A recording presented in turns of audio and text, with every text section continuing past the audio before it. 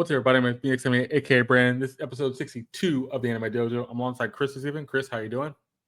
I'm doing good, buddy. You doing all right? Doing well, can't complain. We're about to head into the 4th, so happy 4th of July to everybody. That'll be on Thursday for most American viewers, for just a major holiday when America was born, all that kind of stuff. Most people will be going to parties and things. But we're going to finish out this spring season with finishing out with Kaiju number 8, episode 12.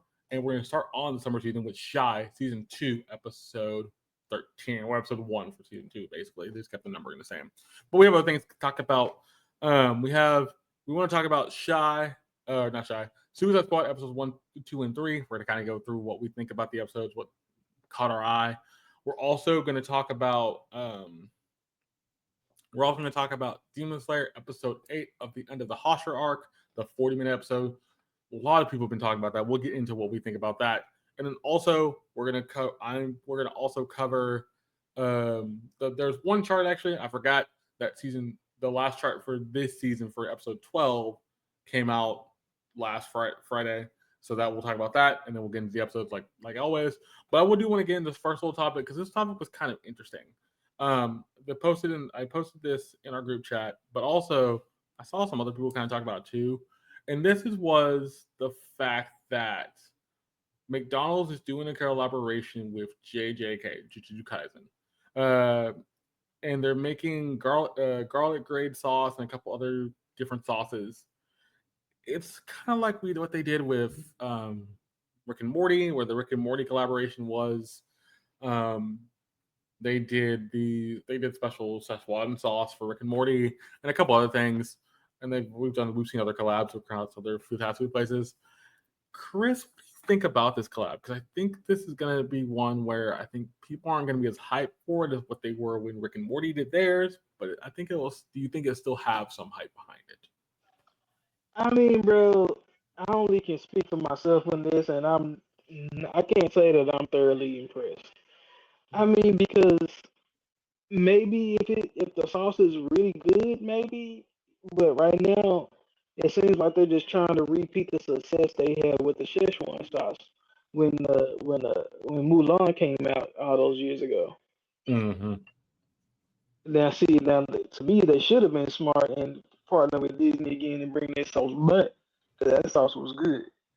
But Yeah. to partner with Jujutsu Kaisen and calling it special garlic cream sauce, that doesn't even sound right coming out of my mouth. I'll say it like that way. And it's funny. He said special garlic cream sauce. And I think I said the actually at the top the Twitter thing said special grade, which is even more funny because I'm like, yeah, I don't think you call that special grade sauce. That's kind of weird. I don't really understand that.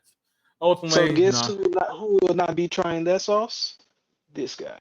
yeah, I must say I'm not one for the sauce stuff either, but I did think it was kind of interesting that they brought it. They were doing another collab like this because they've done Mulan, they've done Rick and Morty, they've done a couple other things too. I don't know. Kaizen's probably the next step up. Kaizen's probably one of the ones you could do one for because Kaizen's that popular. Is it popular enough to where it does something like this? Probably not. But ultimately, I think that's the kind of thing of like hoping something sticks. If it does, hey, cool. If it But doesn't, I would want to know who reached out for that in the first place. Did McDonald's reach out to the creators of Jujutsu Kaisen, or was it vice versa?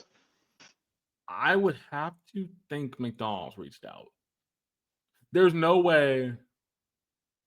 Okay, I'll put it this way. I don't think there's not a zero. It's not a 0% chance that the creator of Kaizen was like, we'll ask them to do this. I don't think Kaizen was not. I don't think Kaizen was doing it on their own accord. I think McDonald's wants the publicity more or less, knowing Kaizen is huge and they have a lot of restaurant chains across the world. So technically, make something like this something kind of fun like this with no problem. It feels like they didn't really know what they wanted to do. They were just kind of. It feels like that McDonald's is trying to just capture some magic kind of thing. That was the same with when they did the Rick and Morty sauce. They captured the magic and everybody really wanted it. Same thing with the same thing when they did the Mulan thing for that. And even I think when they did, do you remember the purple ketchup they did at one point? I think that was Heinz that did that purple ketchup. Heinz was purple ketchup, but I think it was in McDonald's at certain points too. It was a collaboration with Heinz or something like that. So ultimately, they've done other things like this. I'm not surprised. Will I be trying it? No. Do I really want to try it? Absolutely not. Not my cup of tea. We'll see how it does. I think it'll do okay. There was not many flavors based on that picture. I think there was they only mentioned the garlic one. I think. Let me see if I can see the other flavors here. They kind of enhance them in the picture. No, the picture they all say the same sauce. Yeah, so they don't give you like. Oh, so they're all just the same. Ugh, they're all garlic sauce. That's so weird. See? That is oddly weird. That's oddly weird. You could have done even like I would have been okay if you named it differently. So like honey mustard, ketchup, Barbecue. ranch, barbecue. You have other names, but our garlic sauce, that just sounds not appetizing.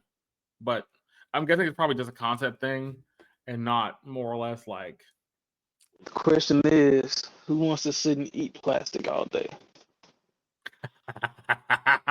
yeah, yeah, yeah, On yeah. to this topic, yes.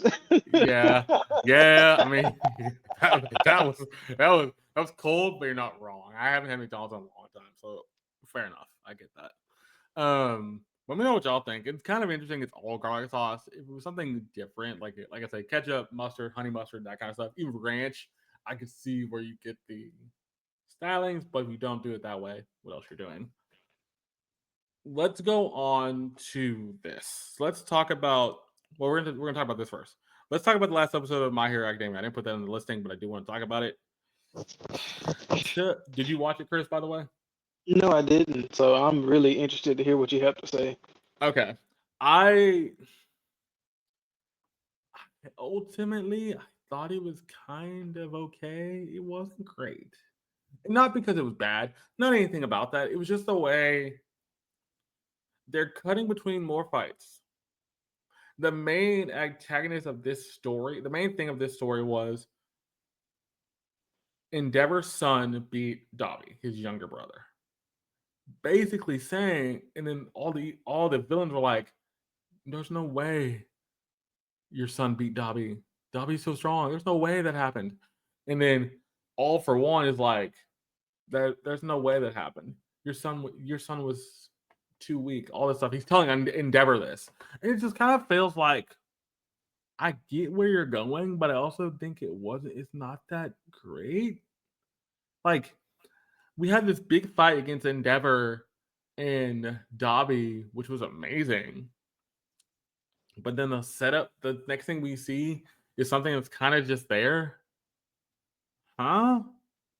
What happened? Like, yeah, that just feels kind of like uh kind of out there. Ultimately, I think the big thing is it is building up still, so I'm not like overly surprised. I do think you really need to make this make sense before people can really go, okay, I get where you're going.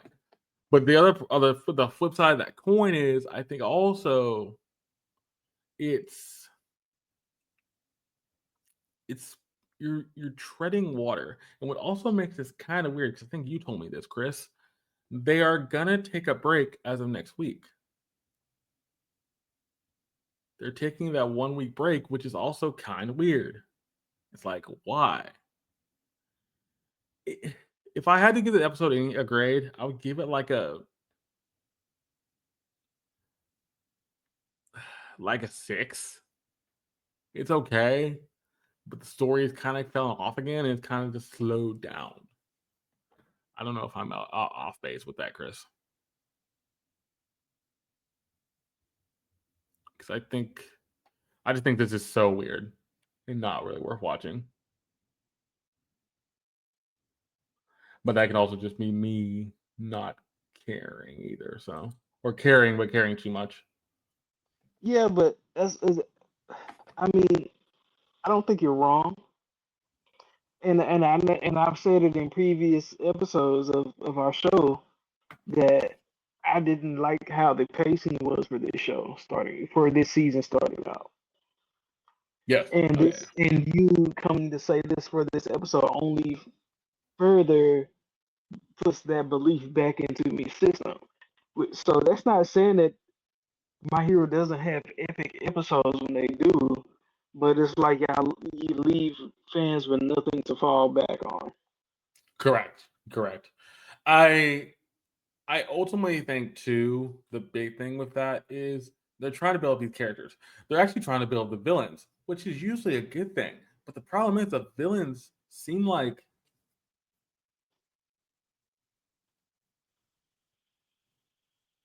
uh the villains seem like that um we don't It we're almost trying to seems like you want to root for him, you know? yeah, yes, which is kind of the bad part. Like the only one I ultimately care about is the girl. But that's because she has the weirdest backstory and she thinks our main character is her boyfriend, Deku. Like that's kind of not great. I But at this point, whose other background could do we really need to see?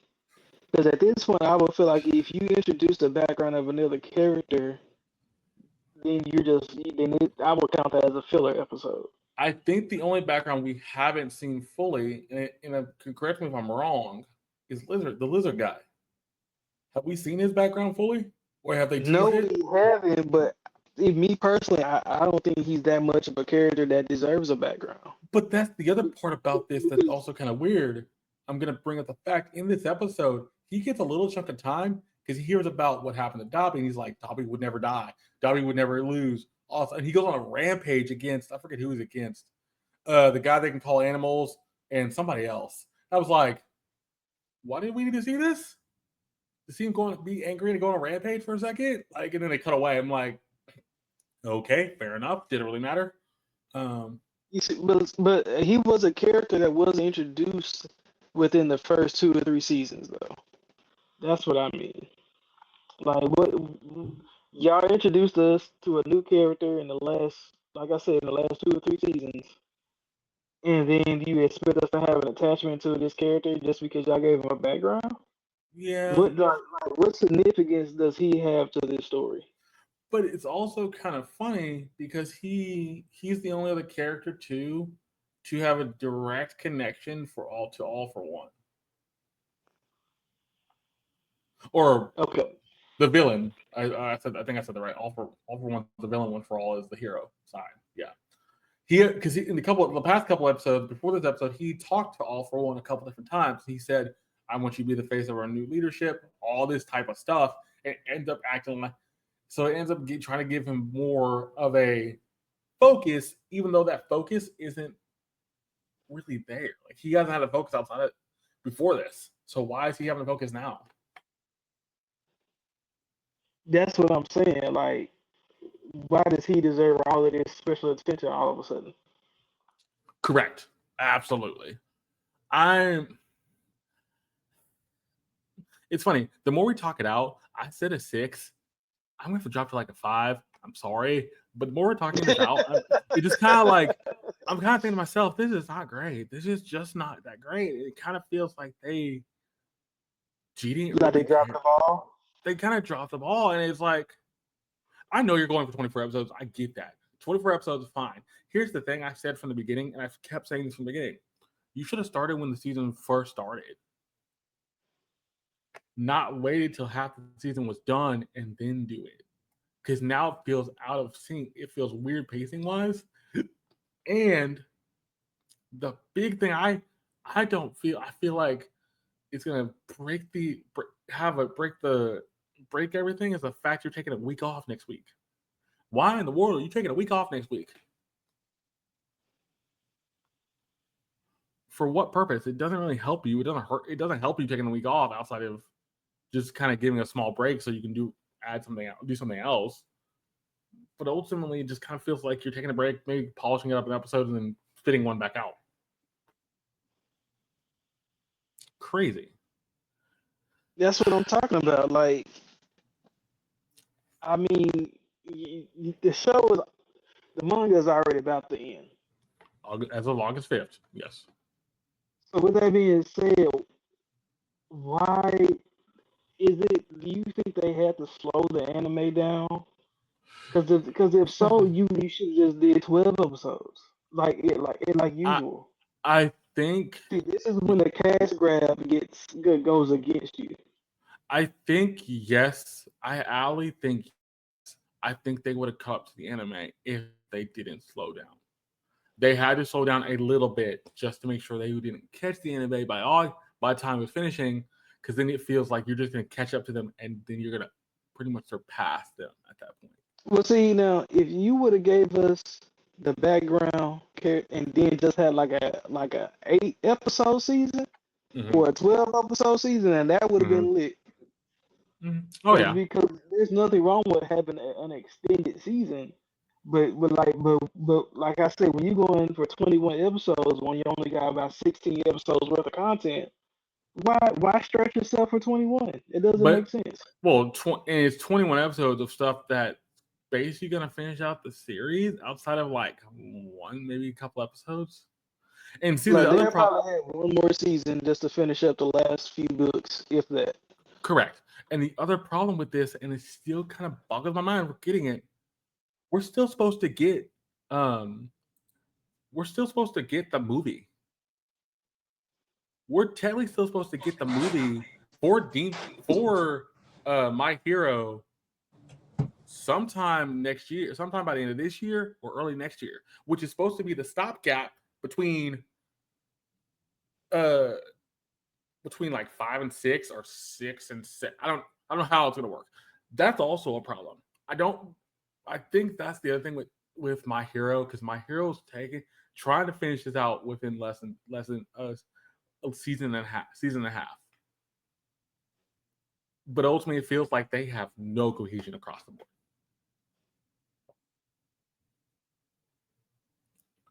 And sad to say, I'm a fan of JJK. Or I'm a fan of My Hero. But it's funny when you have My Hero, you have Side Squad, and you have Shy. The sad thing I'm gonna say, and it's something you probably never hear me say, Chris. I would rather watch Shy and Suicide Squad. No, that's understandable, especially how Suicide Squad started out decently. So yeah. It boggles my mind because I think My Hero is trying to, as people said with Demon Slayer, which we'll get into. I think that whole situation is so crazy, but we'll get into it. Milk for the content, milk out the content so you can make more money. Yeah, no, My Hero's absolutely trying to extend this out so they make a bunch of money. And it Which doesn't is the feel problem like that we Attack on Titan. correct. But at least with Attack on Titan, they had a reason because they were trying to finish out the books. And the books at least made sense to the content, but it doesn't make sense here. By the way, Dion has joined us. How you doing, Dion? Doing all right. How's it going? Doing good. I was I feel explaining to like I Chris. walked into a trap. You didn't walk into a trap. You walked into me not liking the last My Hero episode. I'm An glad I episode. didn't watch it. Yeah. See? Yeah. And by the way, ladies and gentlemen, both of them skipped the last episode. I'm the only one still watching it as of right now. At this point, I'm gonna wait till I want to wait till it finishes out, but I don't usually want to do that because that means I have to wait till the dub comes out, which is gonna take forever. So No, yeah. I'm gonna finish it out, and then I'll just probably wait to see what happens with the next season. Like I want to know in the comments, ladies and gentlemen, I'm off base because My Hero is one of those few shows where people either love it or hate it. I would love to see the comments on this. Somebody argue with me. I dare you. And it's like the thing is, I love it, but I also think it's just too slow. And like I said, we're about to get into Demon Slayer. We'll get into that in a second. I don't think you can't compare the two when Demon Slayer at least give you story. When Demon Slayer at least give you, I'm not getting into it right now. I'll get into it second. As long as they don't do what Attack on Titan did, we're all good. See, Correct. See? Correct. And Right. Chris brought that up. Chris brought that up. Of course. All right, let's get into this. Let's talk about Suicide Squad, the first 3 episodes. I know Chris watched it. Dion, did you watch it? Oh no, not at all. Okay. I actually expected you were going to say that. Fair enough. But Chris, I'm gonna let you do the honors for this. How would you explain this show to Dion? Oh, explain it to Dion. Oh boy, and our fans. Because okay, I'll give you the caveat. What did it release on? Let me ask that. Max. Hulu, HBO, and Max. Yeah. Hulu. Okay, yeah, that's definitely why I didn't watch it. I will say this caveat here. I've seen the first movie. I haven't seen the next 2 and Birds of Prey. Both these gentlemen have seen all 3. So take that what you will. If you've seen the movies, what he's about to explain to you goes right along with the first movie, basically, except for one thing. Go ahead, Chris. All right, Dion. Let me put it to you this way, bro. It is better than the movies. I'll give it that. The first 3 episodes accurately describes DC and all of the ruthlessness that DC cartoons usually have. Now, like but Justice League or like Harley Quinn? Justice League. Okay. Okay. Now, but as they get into the Suicide Squad towards Ikase, it does get a little convoluted because of how they're trying to do the transition. But by the 3rd episode, when they're getting to I'm not gonna say the ending of their transition, but they're starting to understand where they're at. And not to mention, they do have a character that's explaining to them the Ikase genre or the Ikase. What? Yeah. They have somebody explain it? Oh wow. Yes, they have a character within the show that's experiencing the things because apparently this is it the Michael Jackson looking guy? You bet. Wow. How do you call that? Yeah. We're anime watchers. See, Brandon, I put it in a way. Jeez, You that's asked amazing. me to explain it to Dion, so that I'm explaining it to Dion. That's fair. But ultimately, that was the other thing a lot of people got out of it pretty quickly.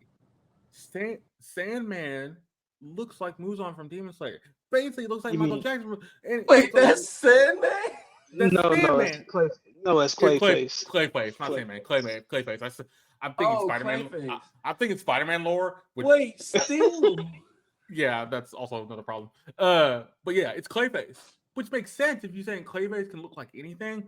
But literally, if you look at the 2 men side by side, it ultimately looks like they ripped it out of Demon Slayer proper. And honestly, I had asked Brandon who wore it better. Low key, both of them was looking kind of fly. And the other thing Chris doesn't mention, there is a guy in the castle that's like a knight for the queen. And the fact is, he's also telling our main characters what this world's about because he's a part of this world. So true, but the only difference is that they treat him like Alfred. Correct. He's there for like 2 seconds and he's out of the picture. He's gone. Not to mention they rip on him so bad. Yeah, they do. Really? They rip on him so bad. That's the Suicide Squad part.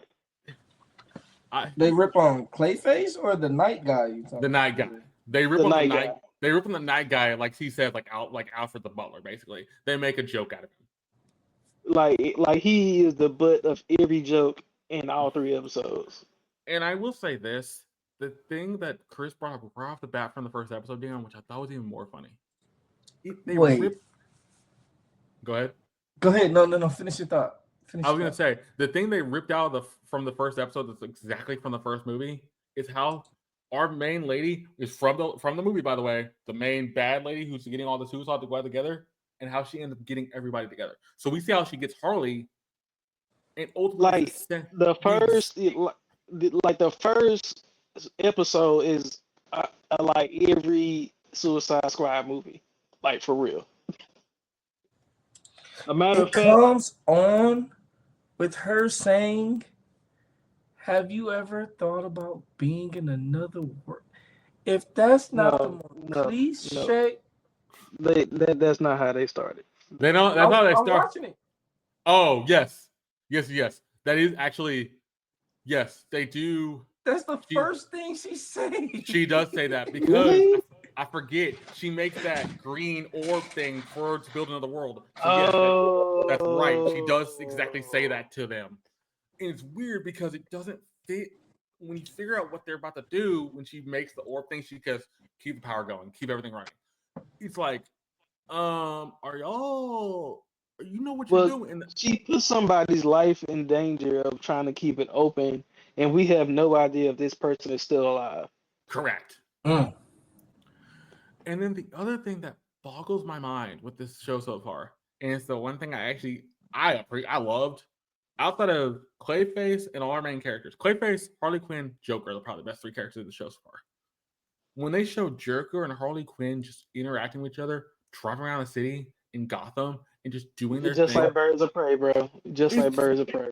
it's the most amazing thing they've done. But also the fact he's driving a car that has a piano for the actual wheel. It's like, okay, that's Joker for you. What? So pretty much Brandon is filling in the gaps where I'm like feeding into you all at once. Yeah. Um, Go ahead. Towards the end of the show, that's when they just started to figure out like, oh, since reading this Ikasei, we all have unique abilities. Maybe we should all figure out what our abilities are. Mm-hmm. So they give And them it special powers? So yes, here's the thing with the power but system. It's but just like a normal isekai, nobody knows how to use them. The that only reason Clayface has an idea is because he's freaking Clayface. correct. So He's a all the nerd in this one too. yeah, No, it's not that he's a nerd. It's the fact that because he's made of clay, his magic evolves around clay items, which is correct. kind of thorough. I have to agree with that. Like, if y'all would have gave him anything else, I would have been mad as hell. Here's the thing Mm. with it. Here's the thing with being on. So yes, they all their powers are enhanced. Here's the weird, interesting thing about it. They're enhanced based on what they are. So like Chris mentioned, Clayface can turn other things into clay that are not clay. So I think at one point he breaks a wall and it turns to clay when he breaks it. That's something he can do. He can turn other No, objects to clay. Not no, full what clay. happened? So things that are like mud and clay material, he can already control. Correct. But since since they're in the the fantasy isekai world, if you drop water on some stone, it's automatically mud because Right. of the yeah. Properties.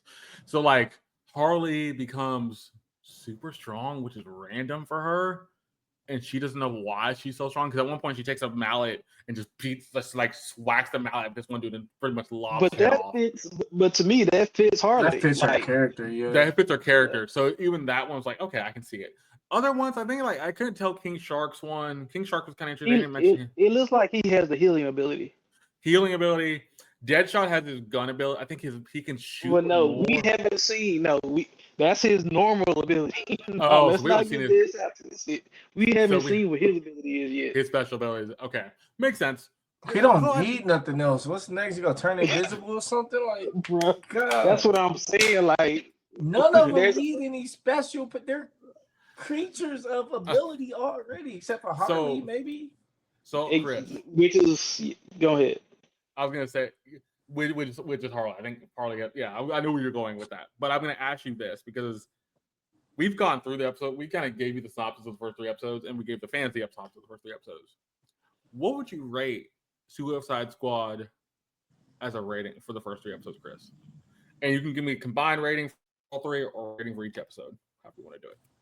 Okay, because I know what Dion is looking for, and I feel like I know. I feel like I know what Dion is looking at, and I feel like I know what you're looking for, Brandon. So thinking about all of these things, and then my own view of this show, I'm really just gonna give it a 6.2. Okay. Explain. Because I understand that you probably put these 3 episodes out because you needed to get past this point. Because if it was the first, because honestly, if it was the first 3 episodes of any other show, I probably would have dropped it.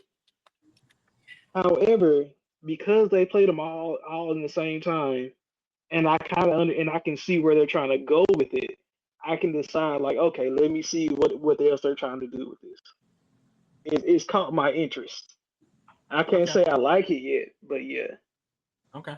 Okay. Because they still have a lot of DC lore that they can do, and then they have a lot of isekai tropes that they can attempt to do if done well. I I will say this. For all 3 episodes, I have to give it like a 6. So I'm right around where Chris is.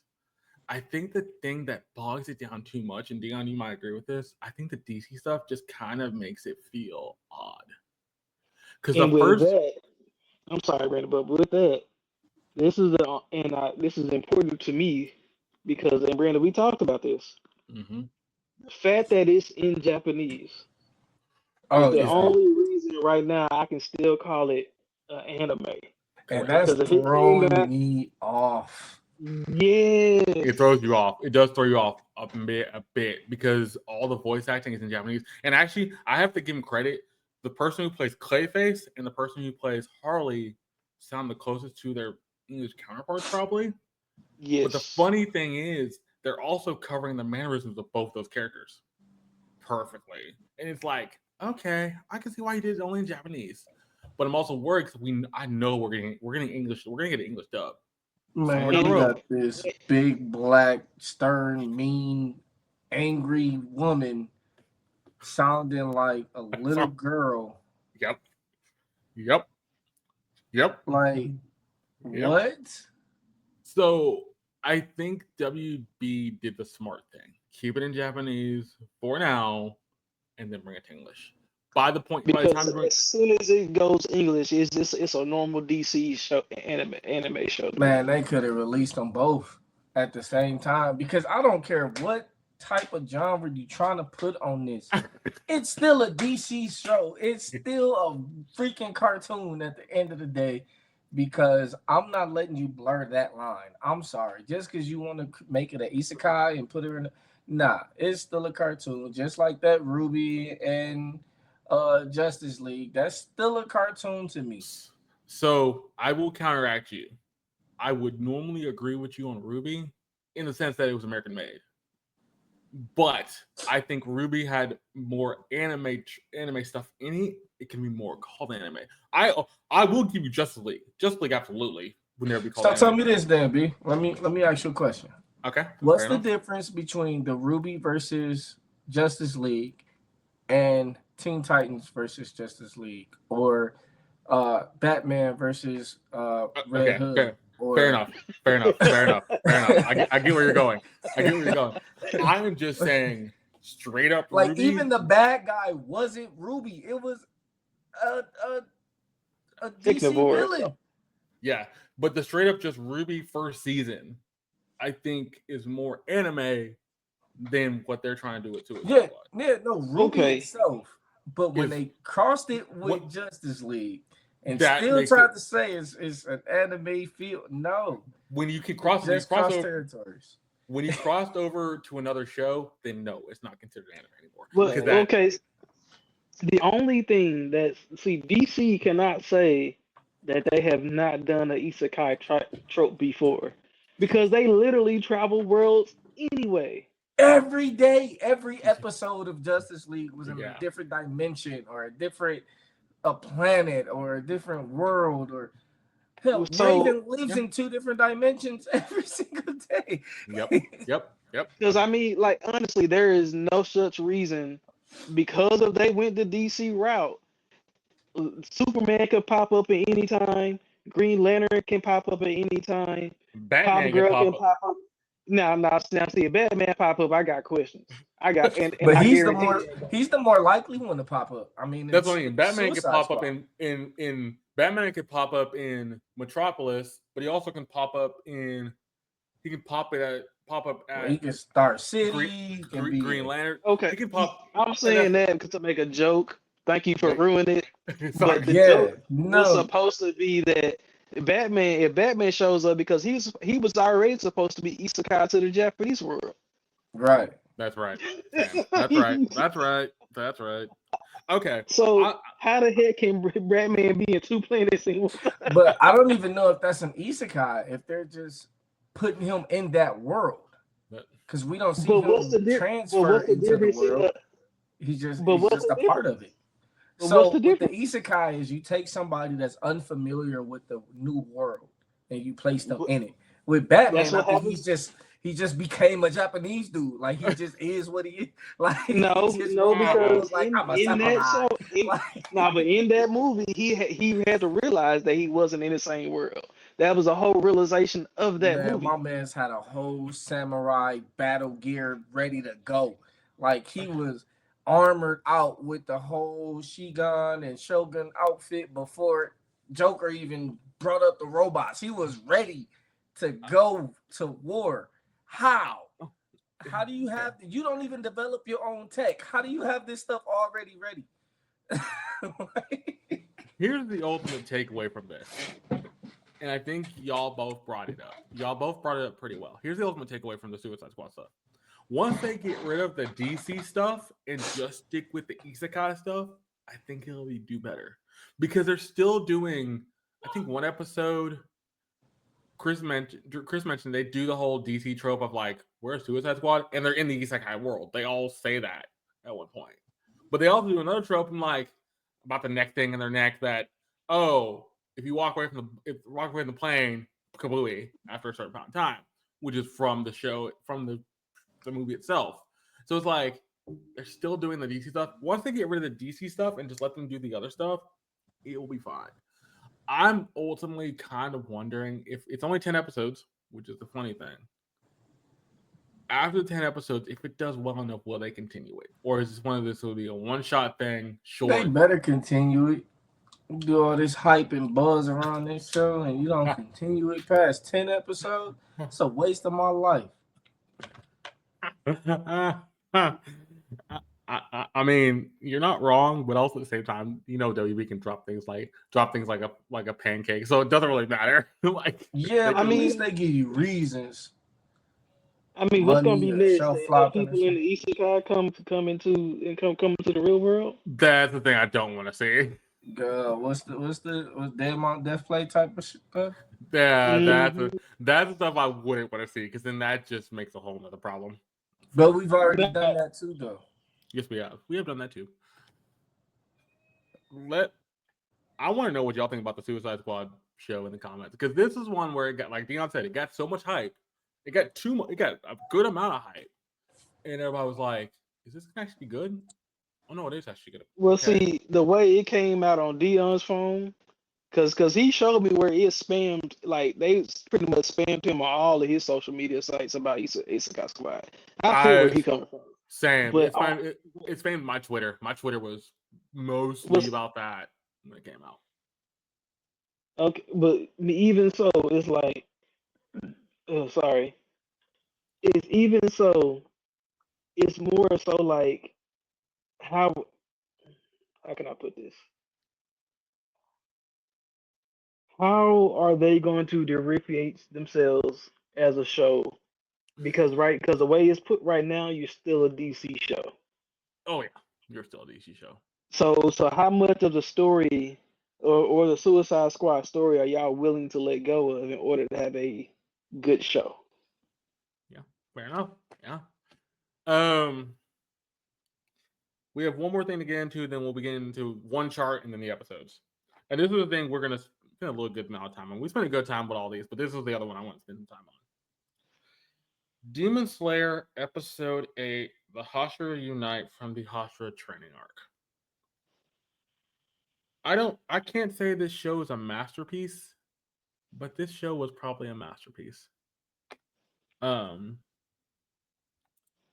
It's weird to say.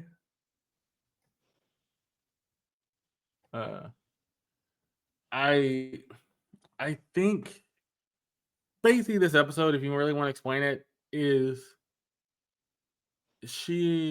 this episode basically tied in all the stories from this point. So we had everything we learned about the other Hashiras, that they're training. This final climax is basically from the last episode prior, where you see Muzan walk in basically like a G, and literally stand in front of the head of Demon Corps and go, you know, um, what you don't look that great. You look horrendous. But he's like, why are you doing all this? What's the purpose? They pick it up from that point and go, okay, this, and I'm not going to do this conversation verbatim, but basically this conversation boils down to one, Demon Slayer Core Master goes, what is your dream to Muzan? And then basically we get the conversation of like, I've been doing this for 1,000 years to kill you. That's the purpose of it. Most of my family can't live past 30 because we have the curse on us. All this type of stuff. It felt like they were doing just a back and forth play and the call and response kind of thing. But ultimately, what really kind of get it to me when they did, the two little girls that the master has, they're playing ball outside, and you just hear them ball, and they start singing a creepy song. That creepy song, okay, all right. And then ultimately, on top of that all, you get one of the most interesting. You get the final climax of that where Giyu is talking to the Master of Demon Corps, and the Demon Corps says, hey, I have a plan. This plan is this. Ultimately, not giving you any reason for that plan, but he just kind of he says, I want to sacrifice myself. I'm going to sacrifice myself for the greater good. Which is even more scary. He's going to sacrifice himself for the greater good. But that greater good is, I'm going to make sure y'all can beat Muzan. And he finally beats Muzan. They finally end the conversation. The master blows himself up. The explosion for this looks amazing. I've never been. Yeah. Yep. But also too, the fact of the matter is, at the end of this, you have all the Hashira come together, and we see the girl that's the demon medicine lady take a stick to Muzan, and then ultimately one final attack. They try to attack him. Muzan's like, nope, snaps his fingers, or not snaps his fingers. The girl that plays the little guitar-looking thing does it. They all drop in there, and just the way they're animating this, the one character I love the most out of this is Nitsu, because Nitsu's like grabs his sword, kind of lifts it out of his thing, and just like looks serious, and everybody's just kind of falling across all the places. I'm gonna start off with Dion for this. Dion, what did you think of this episode of Demon Slayer? Did you enjoy what they did here, and what was your main takeaway from this episode? You talking to me? Dion. You know what? I'm gonna tell you the same thing I told Chris. I absolutely hated it. Absolutely hated it. Wow. You gave me a whole bunch of dialogue that was very impactful and powerful. Then you give me 5 seconds of high octane, I'm not going to call it action, just high octane entertainment. And then you make me want more, and now I got to wait for it. Like,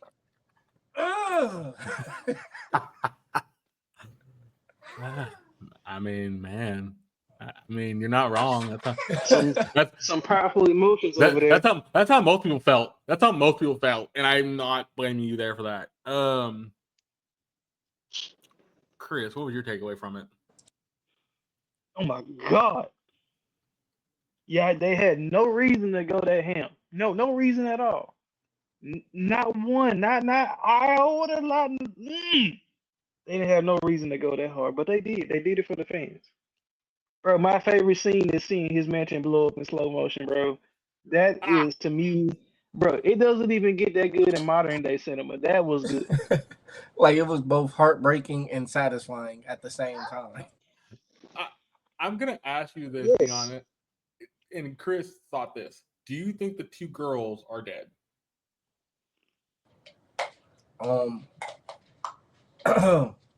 I cannot comment on the matter at this time, but what sources are telling me is that that is what the creators would like you to believe at this moment. So that is all that we can. I'm sorry. Next question, please. Yes, Yeah. you in the back. Next question. Yep. Basically, Chris, your theory is true. Then you think they're still alive, which probably right.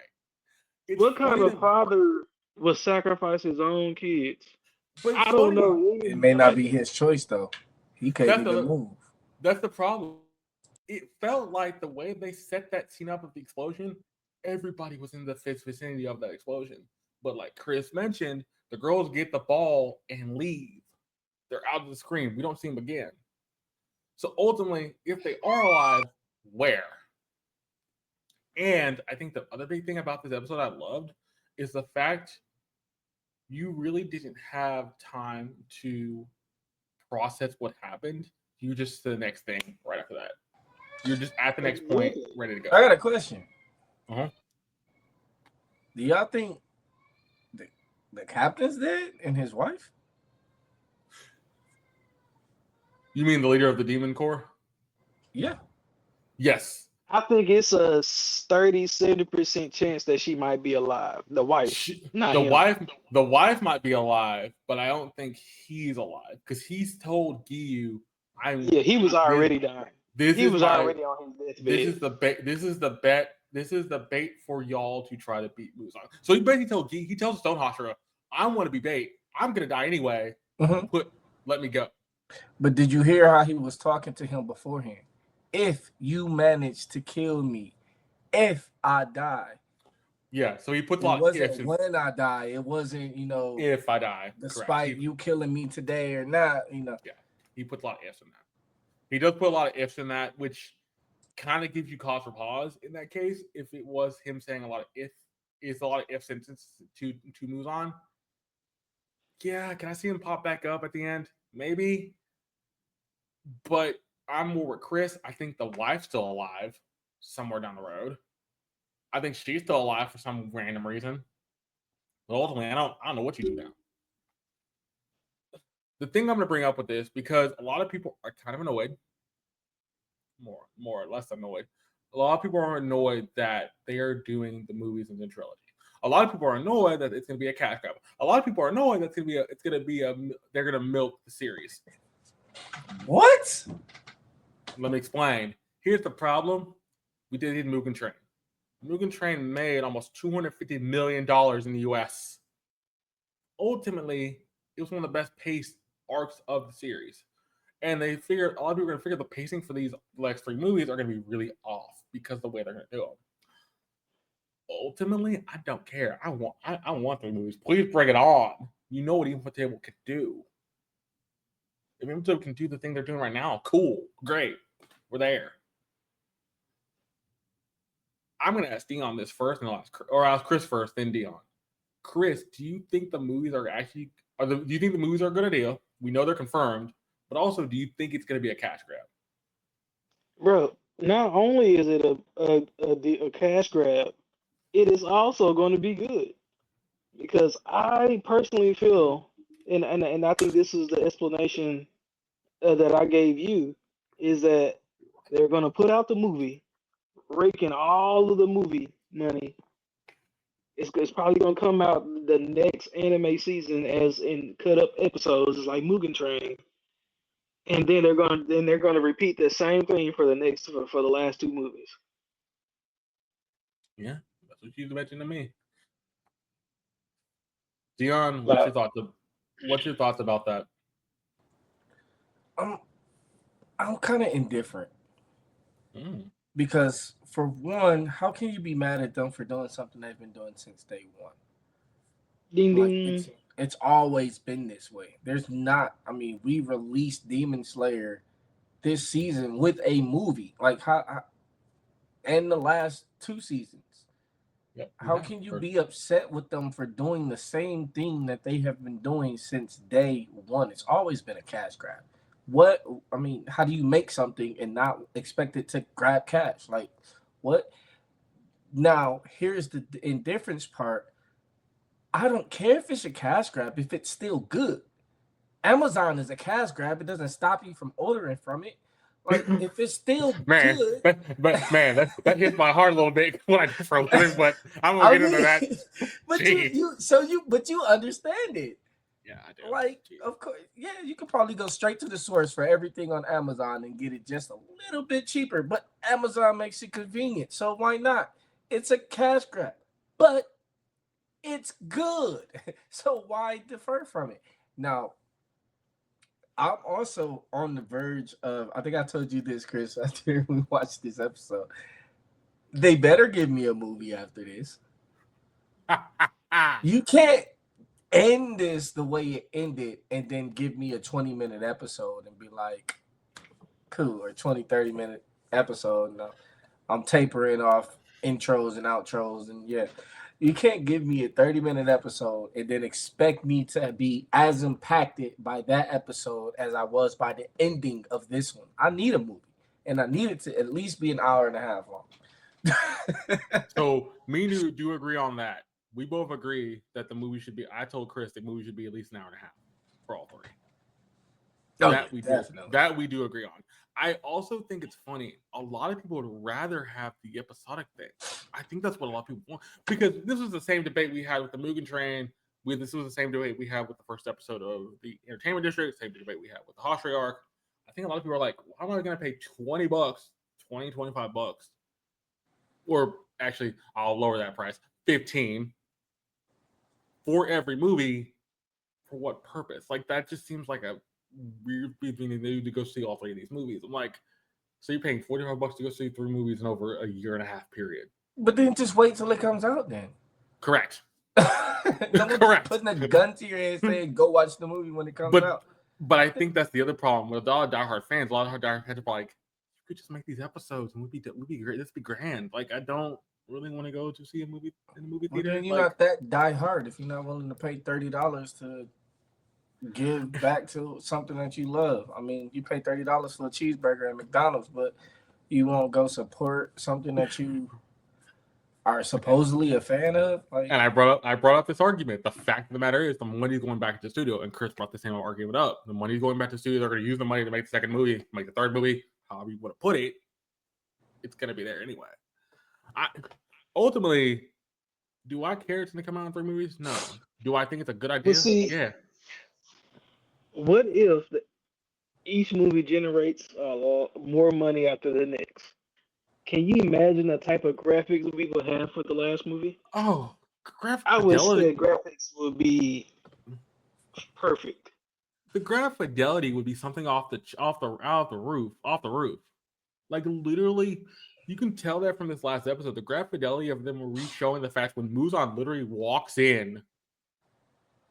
That's what's movie quality, and that he wasn't even just him walking in to see the head of the Demon Corps. Like, y'all ain't doing that just out of just the kindness of your heart. They're doing it to show it off.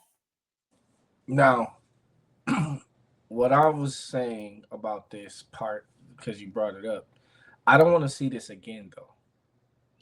Yes, we shouldn't see it again. I don't want to see this part again. You're going to give me a movie. It's going to be an hour and a half long, but then it's going to be 45 minutes of this ending. I actually... Okay. I do agree with you normally. I actually would be okay if you show us the last, 20 minutes. Show me the fall. Show me the fall. Show me them. Need to see this long-winded conversation again, though. The conversation, no. Show me. So basically what I would say, from the explosion onward, you need to show us to get to that point. You can show me everybody arriving. Okay, so that'd be your cut. Okay. Him going, it's Muzan. This is Muzan, and then bam, intro. Let's go. Let's get to the movie, and then you show me the fall, and then now we're good. You know. Okay. Okay. That's fair. That I would be okay with. Yeah, I can see that. Everybody come together. Everything else is just build up, but now you've already built up to this suspense part. Yeah. Let's go ahead and get started because we have to get there. Yeah. I wouldn't be terribly. I'll be okay with that because you see everybody come together. They all do their forms. breeding forms to try to attack Muzan. The girl's still there, having her hand in his stomach, basically. Yep. Then they fall. Everybody's there. The last person we technically see fall is Tanjiro. I don't think it's the first person we're going to see in the movie. I think that's going to be Zenitsu. Zenitsu or one of the others first, and then Tanjiro comes back and plays halfway through the movie. Yeah. First movie. So and I only say that because when it's backwards, I'm fine with it because of the statement I said you don't have to go see the movie. So if you release the movies, there's going to be people that don't go see it. So when you release the episodes, it's okay to put that in the episodes because people didn't go see it in the movie theater and they're going to want to watch it. That's fine. But this was already played on the episodes. You don't have to put it in the movie. In the movie. Okay. You know. All right. Gentlemen, I want you to rate this last episode of Demon Slayer. I need ready for this because I think it's gonna. So, Chris, what would you rate the Hashira Unite episode 8 of the Hashira training arc for a rating?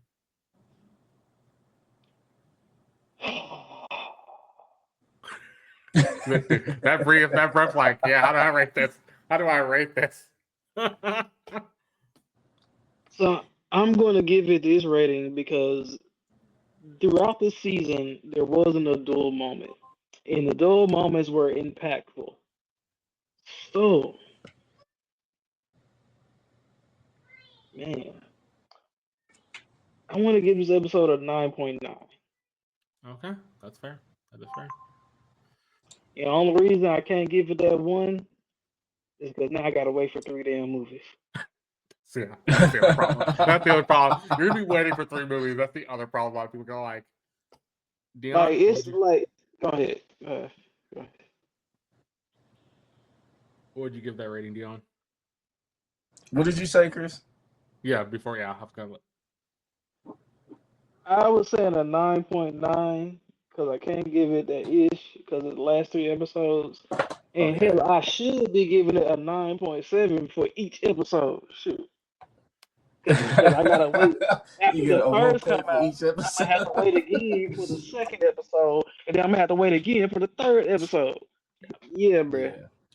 Yeah, matter of fact, 9.7. Yeah, 9.7. Sorry, I asked. Yep. We're gonna have a good. Go ahead, Dion. I'm gonna have to say, and don't quote me on this. Nah, you can quote me on this. It's gonna be a 6.7, 6.8 for me. Okay, explain. Shoot. We got this episode, which is essentially more or less impactful, but to what extent? Like, we lost half the episode to walking, whether it was Muzan walking in or the Hashira's running to Muzan. We lost half the episode to walking. Mind you, it was, decently done, but there's a lot of walking. Then we get this long-winded conversation. Yes, it was cool to kind of hear the background of the leader, but it was also like a lot of dialogue to get to a point that was kind of moot, because it's like, if you don't come back from this, what were we even talking about? If Muzan doesn't die from this, what are we even talking about? And then it happens with the attack, the explosion, which is the good part of the show. But you still don't get to see, like, it leaves you on this cliffhanger that's quite possibly, and Chris, if I can quote you on this, the worst cliffhanger of the season, and that's the anime season, not just Demon Slayer season. This is one. I want to give it more. I do, because the animation was great. You get to see all the Hashiras at one time. But I feel like it held back so that the movies could be great. And I don't personally like that. And if the movies aren't great, this episode gets even lower of a rating for me. Okay. I'm going to ask you something before I give you my rating. Are you one of those people that would have loved to see more of the Castle arc before we get any of the movies? Like, a lot of people were like, they tease it with the Castle arc anyway because they're going into anything in Castle. But would you want to have seen more of what the Castle arc is going to be about? Maybe one or two of the people we were going to talk to in the Castle, like starting up fights and things? No, not at all. Nope. Okay. Nope. Okay. No, fair enough. not at all. Because fair enough. This arc isn't supposed to be about that. So it makes sense. You know, like, all right, it's the training arc. But what I would have liked to see in this entire arc is a little bit more understanding of the training. It was kind of like throughout this entire season, rushed almost. Like Tanjiro will get there, he'll do the training like one time, and all of a sudden he's like a master of it, and then he'll go off to the next one, and it's like, you give me a bunch of these long these long sessions of dialogue and content, and it was kind of like my same issue with Kiajiu No'8. When he gets to busting out all these super cool moves in this castle arc and doing all this unbelievable extra Hashira like abilities and fighting styles, I don't want to have any questions on, well, how did he do this? Fair. Okay, that's fair. That is very fair. For me, I would have to give this like, I'm right up there with Chris, like a 9.8, 9.9. Like literally, I think it's one of the better arcs. I will say for a lot of people, this arc in the manga, this arc is very boring, but the way they animated this arc and the way they did the story for this arc is actually very fun. I do agree with both of y'all. I don't think we should have seen any of the castle arc at all after that. Like, they should have not teased it here. They should have not like showed us any of that castle arc yet, like we wanted. I do think the training stuff was kind of paced weird, but ultimately you did train with every Hashira except for one. We never got to fight with the Wind Hashira, which makes sense because it was not somebody we know he's a hothead anyway. We naturally know he doesn't like Tanjiro, all that kind of stuff. Did he have like a restraining order? He did. He did. Because he kicked him in the head or something? Like, what? Correct. Because he was saving Ginyu. He was saving Ginyu from his brother, which that caused a restraining order. That caused that whole situation. That's why we did get that training with him. When they were fighting, he did not expect Tanjiro to be as beast of a man as he is. Oh no! And then this hot-headed Hashira put a restraining order on this little kid. Bro, come on, man. Yeah. Miss me with that. I think it's gonna be a good 3 movies. Are gonna be good.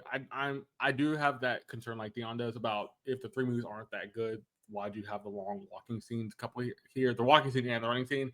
But ultimately, for me, I'm more inclined to give the walking and running scenes some semblance of like, okay, I see why you put them here, because the moves on one makes sense because you have the conversation after. Even though the conversation is long, the one thing about that conversation, at least they did the thing I enjoy. They actually switched the camera around, so the camera's never focused on the 2 people as much involved in that conversation. So it's like they're looking. The only reason why I didn't like the walking scene is not per se the walking scene, but this felt like the intro to a movie. Yes, and not the second half of a show episode. Yeah. But they did come out and say that the last episode not only was going to be over, okay, they said it was an hour, but it was clearly less than an hour. However, so 40 minutes with commercials, basically. However, they did later come out and say that the last episode will have movie quality. Movie quality, not movie scenes. This long walking scene makes sense if I got another hour after this of good movie, you know? Yeah. It's fair. It is fair. I want to see what people think in the comments about this one, because this one was actually really surprising when people reviewed it, people reacted to it. People were so insane about it. So it was actually kind of surprising.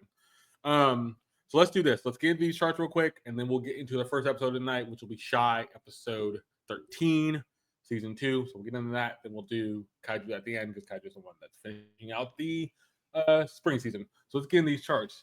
So Kiajiu number 8 is at 1.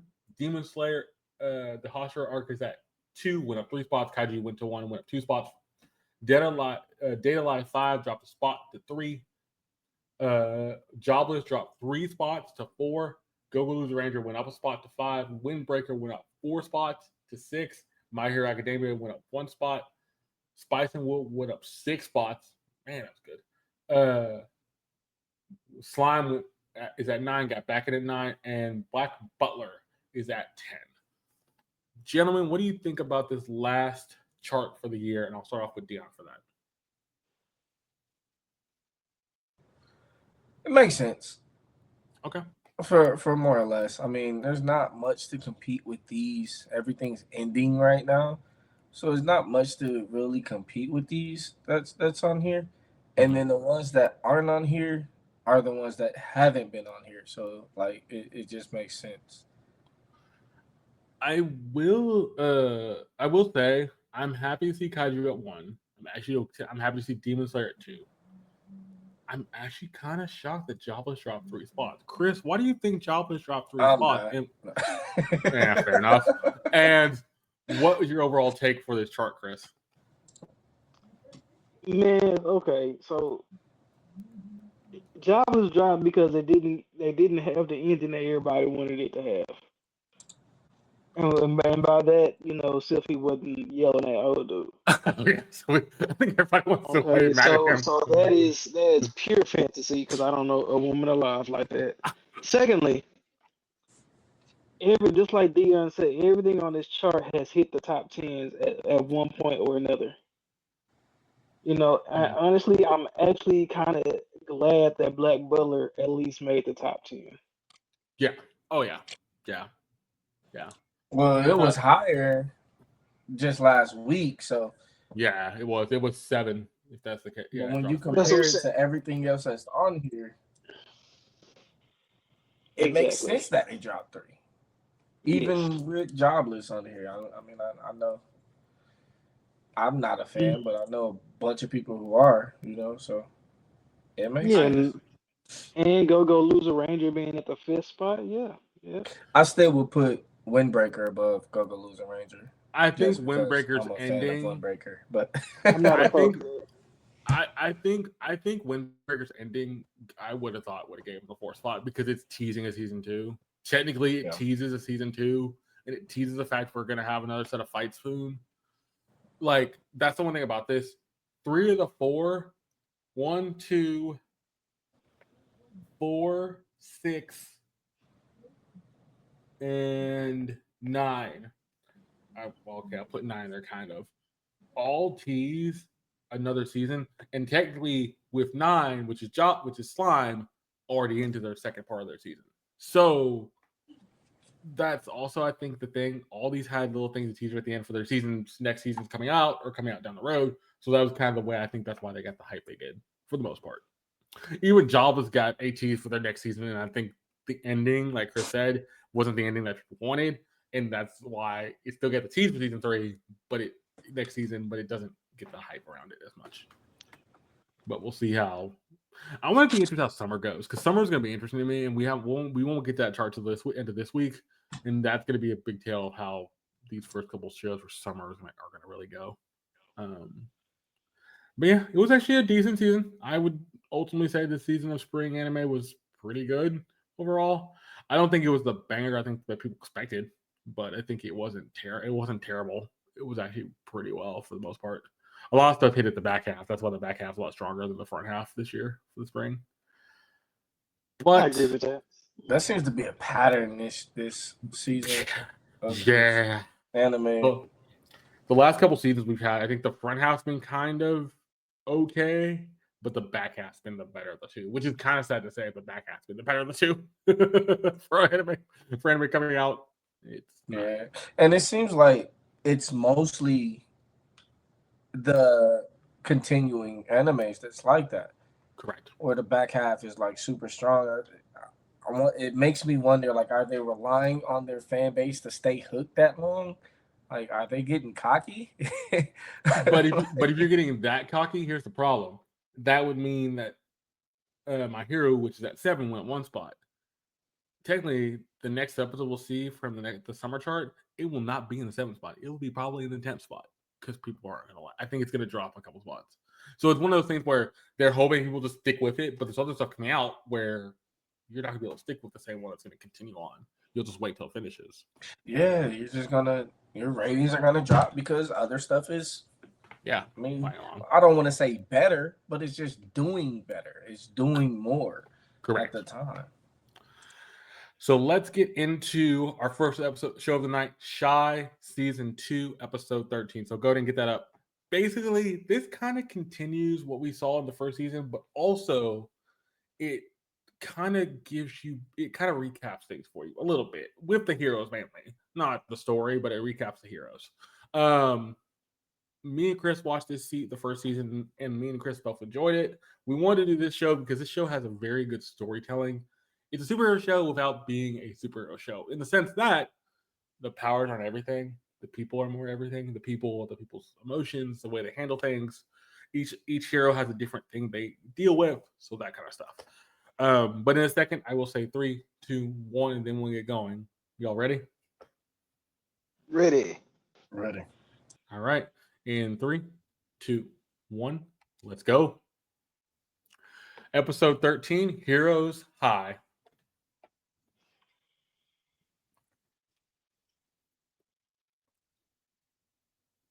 Oh, that was the other thing I forgot to mention when we talked about Harley Quinn. And I told Chris this when we watched this. Her character design is actually more feminine than what they did for Harley Quinn. And Chris mentioned Harley Quinn doesn't seem like they did her design that well. Do you agree with that, Dion? For better or for worse, I'm actually not in love with the art style in itself of this particular anime.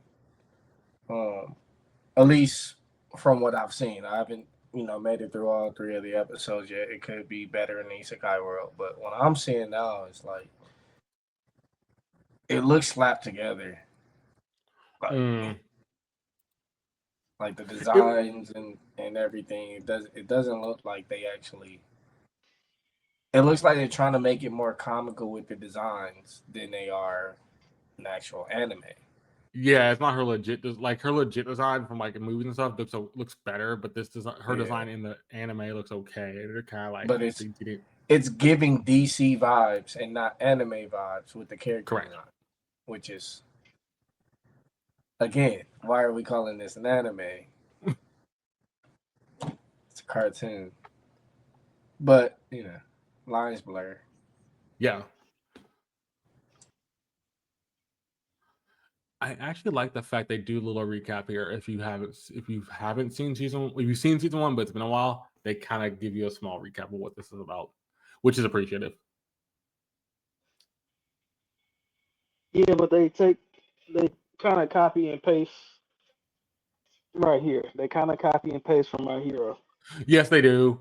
But I don't think it's intentional. I don't think it's on there. It's not intentionally. Like they're just giving the saying, "Oh, this world's of heroes. There are multiple heroes, one for each country, kind of thing." So yeah, they do it intentionally here for once, not like trying to like fully copy something.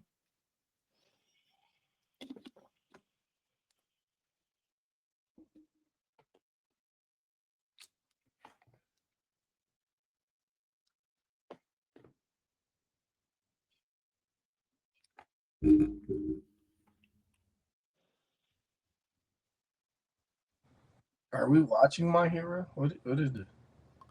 So it's shot. So it's basically about even the sound effects. Yeah, the sound effects do match.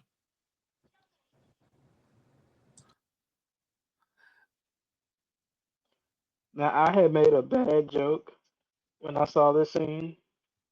I said, "Is that New Orleans?" You did make a bad Why choice. I immediately thought of Katrina, bro. See? Y'all both thought about it, so I didn't think about that. I was like, wait, how would Or they? Houston. Yep, that was the other thought. But here's the thing: if it wasn't America, you would know it. That's the weird part, and that's the thing I can't. They did it like they don't give you a cause for that. And she's so she's a Switzerland hero. She's a healer, basically, like a healing hero.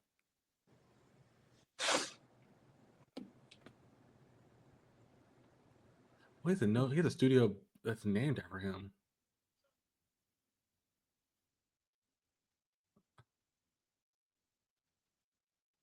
Oh, from his account. Okay, that makes more sense. That's why that number doesn't seem nice.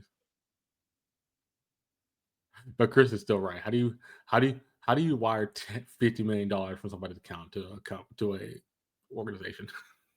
What hoops are you thinking through? See, this is the one of times where they need to say 50 million yen, because even that would make more sense. That would make more sense.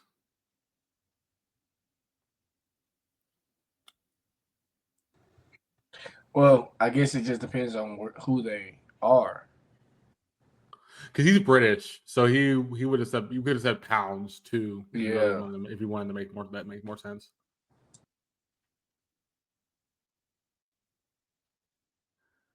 And there's our Russian hero, by the way. Just as lit as ever.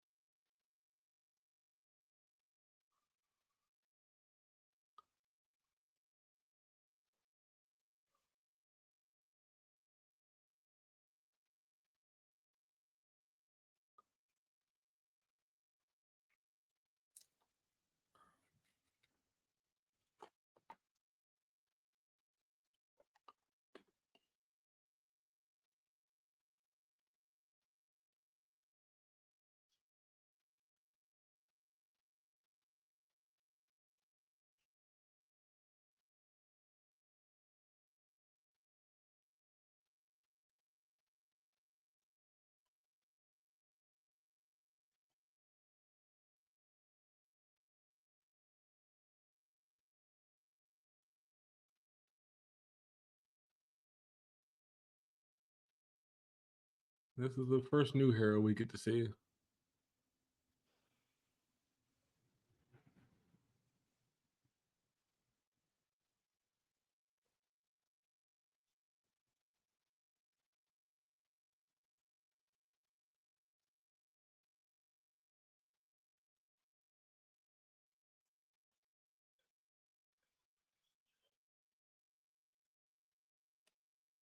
America's hero.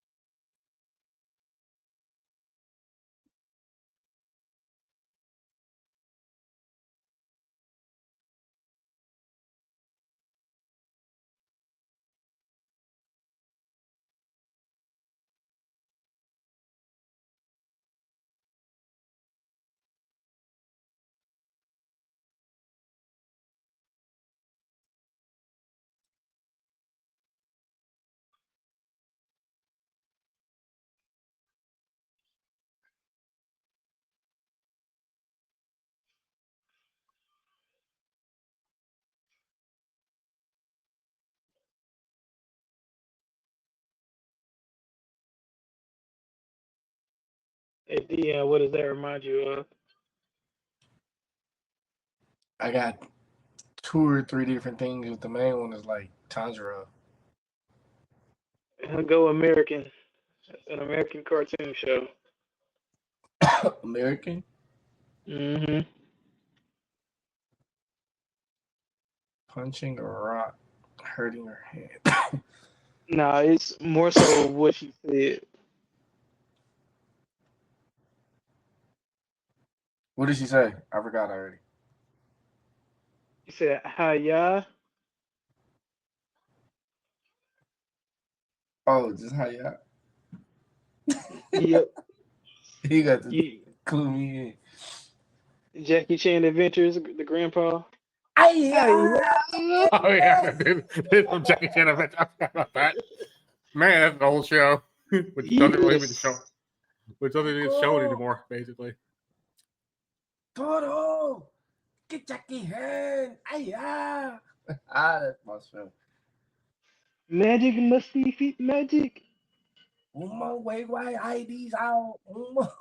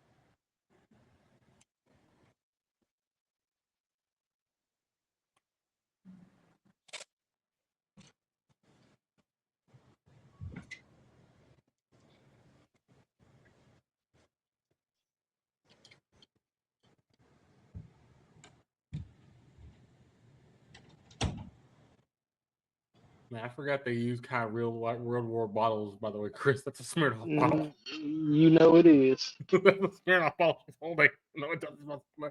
That's what look like a Smirnoff bottle. Might be something a little stronger. Yep. Russian special proof. Yeah.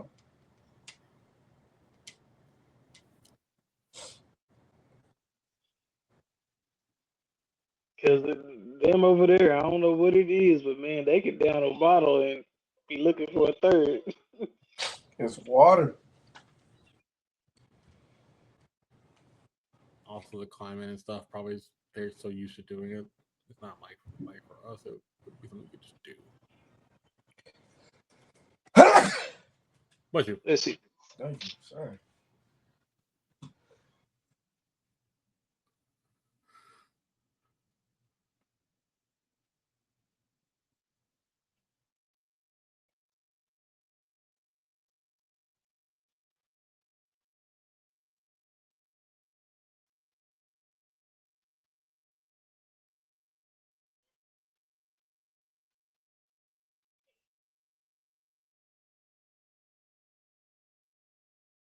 Chili con carne, huh? He from Texas, ain't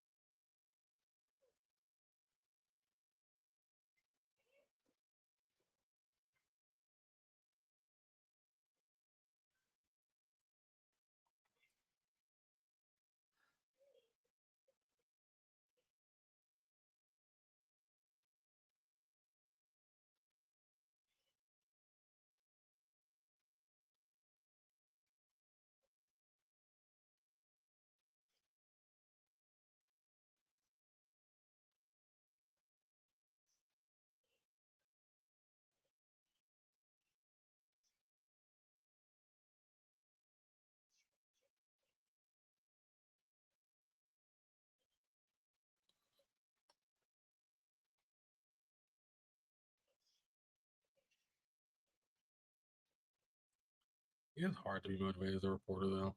Like to find stories that's not going to just be something Mm-hmm. Not boring, but like something that's going to catch Yeah. people's eye, but also not have a lot of more truth in it. You could do Something that's truly newsworthy. yeah.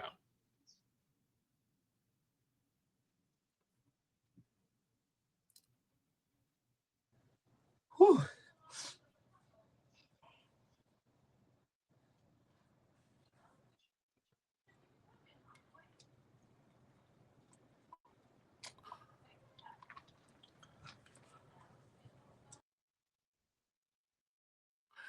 Chris, did you see in the first part of this where we see Shy on this in the first part we see Shy sitting on the bench on the thing over there on the rock? You see her in the And corner sitting on the slide. I saw that. That's kind of cool how they did that. I actually give them credit for that one. That's something you wouldn't normally do. They better do that, right? Shoot.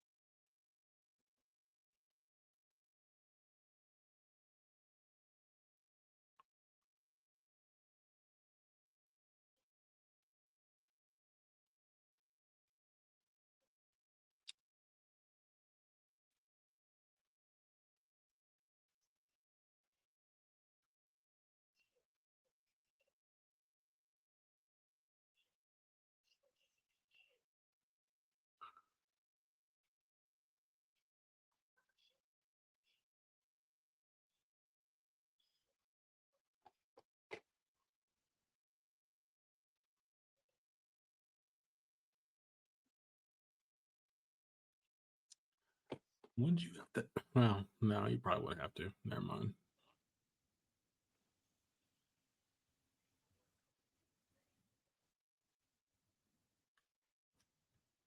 I'm guessing it wouldn't matter. You wouldn't have to get special permission to do this interview. Nope. It's not like she's represented by some agent or something. Well,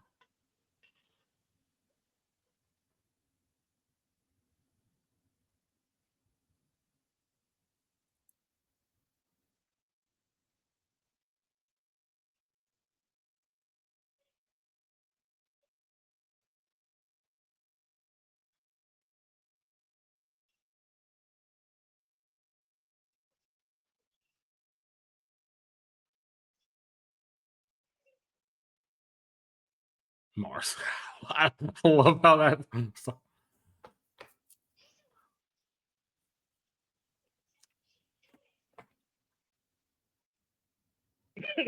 Who would even say that? I lift a 2-ton boulder.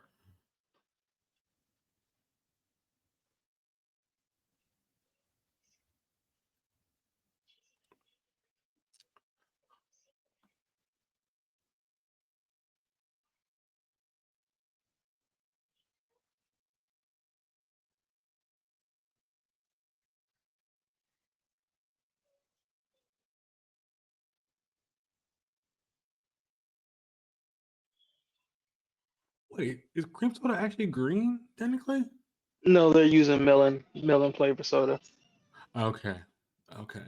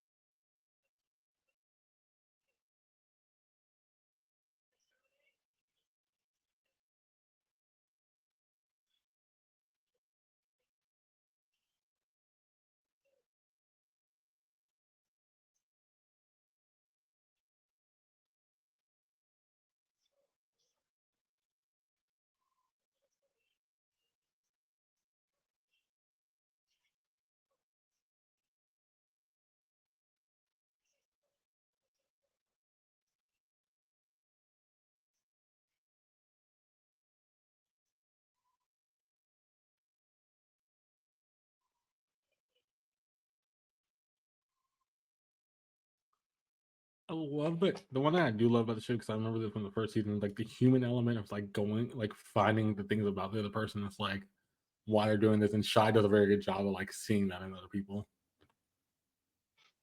Yep.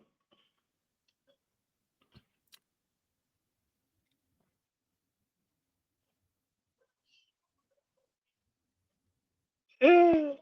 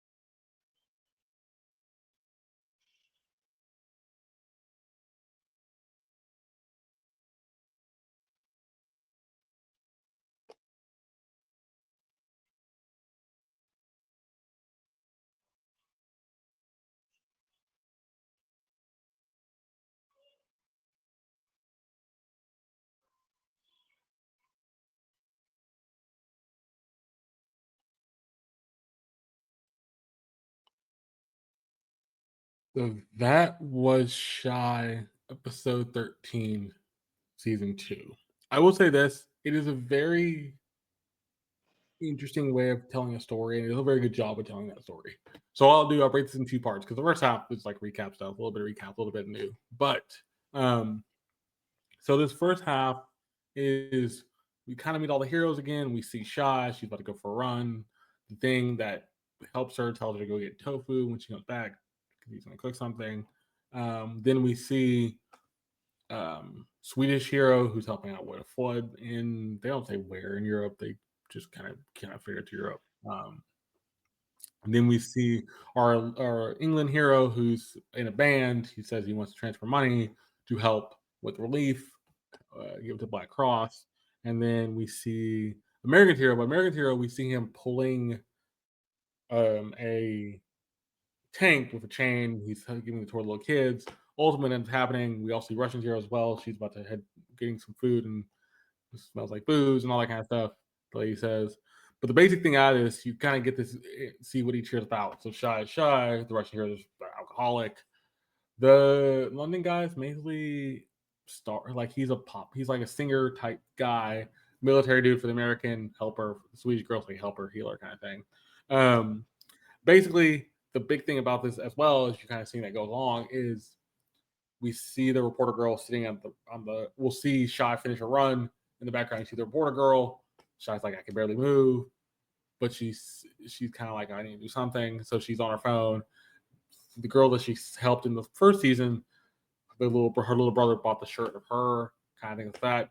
Then we have all these other pop-up things of different things happening in each of the other people's where they're based. So they all go to different situations. So Russian girl stops the robbery. Shy stops the girl from getting run over the bus. The American hero stops the bus from getting taken over with the kids on it. And then Swedish girl and the guy from London helps with the relief of that guy getting him off the thing. We also see the girl from China, China's hero. She's just training and that rock almost gets destroyed by hurting the monkey, that kind of stuff. So that's the first half. I'm going to start off for Chris for this. Chris, what do you think about this first half? So, okay, I have to remember that how incredibly slow paced this show is, but It is. I digress.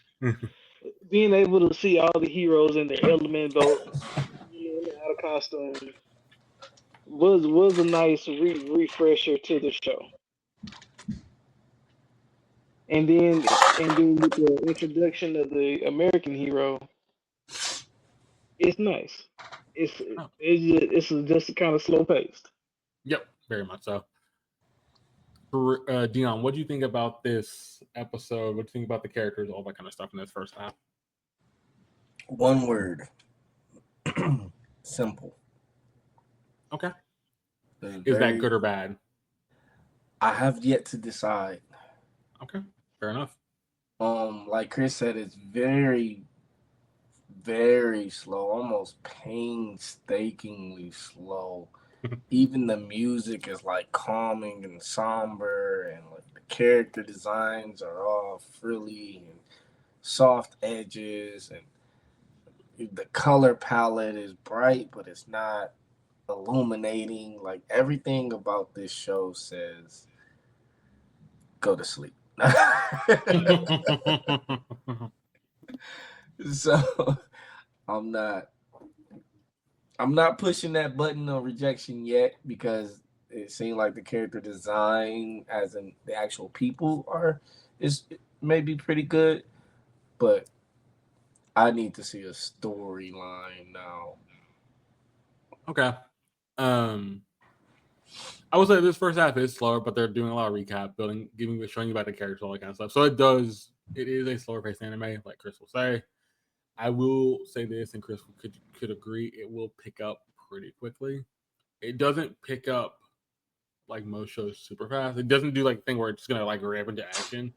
There's a reason why it gets to that point. But, however, you know what, Brandon? I cannot say that just yet, though.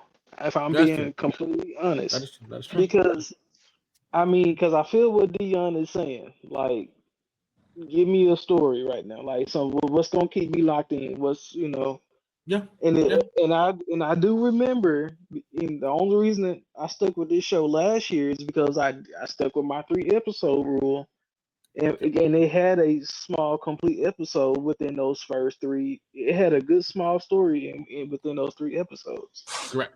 Very much so. So I fully believe we're going to get something small soon, or it will be the snooze fest that the first episode kind of was. Okay. This back half is actually a little more interesting. I will say this. Basically, this back half shows you the reporter girl finds out Shy is a hero by saving the girl, and she's like, she wants to interview. But before that, we see her go back to her editor, and the editor says, I finished this, and the editor's like, there's mistakes here. And she's like, what's the problem? There's mistakes here. You're not motivated. We need to find something to motivate you.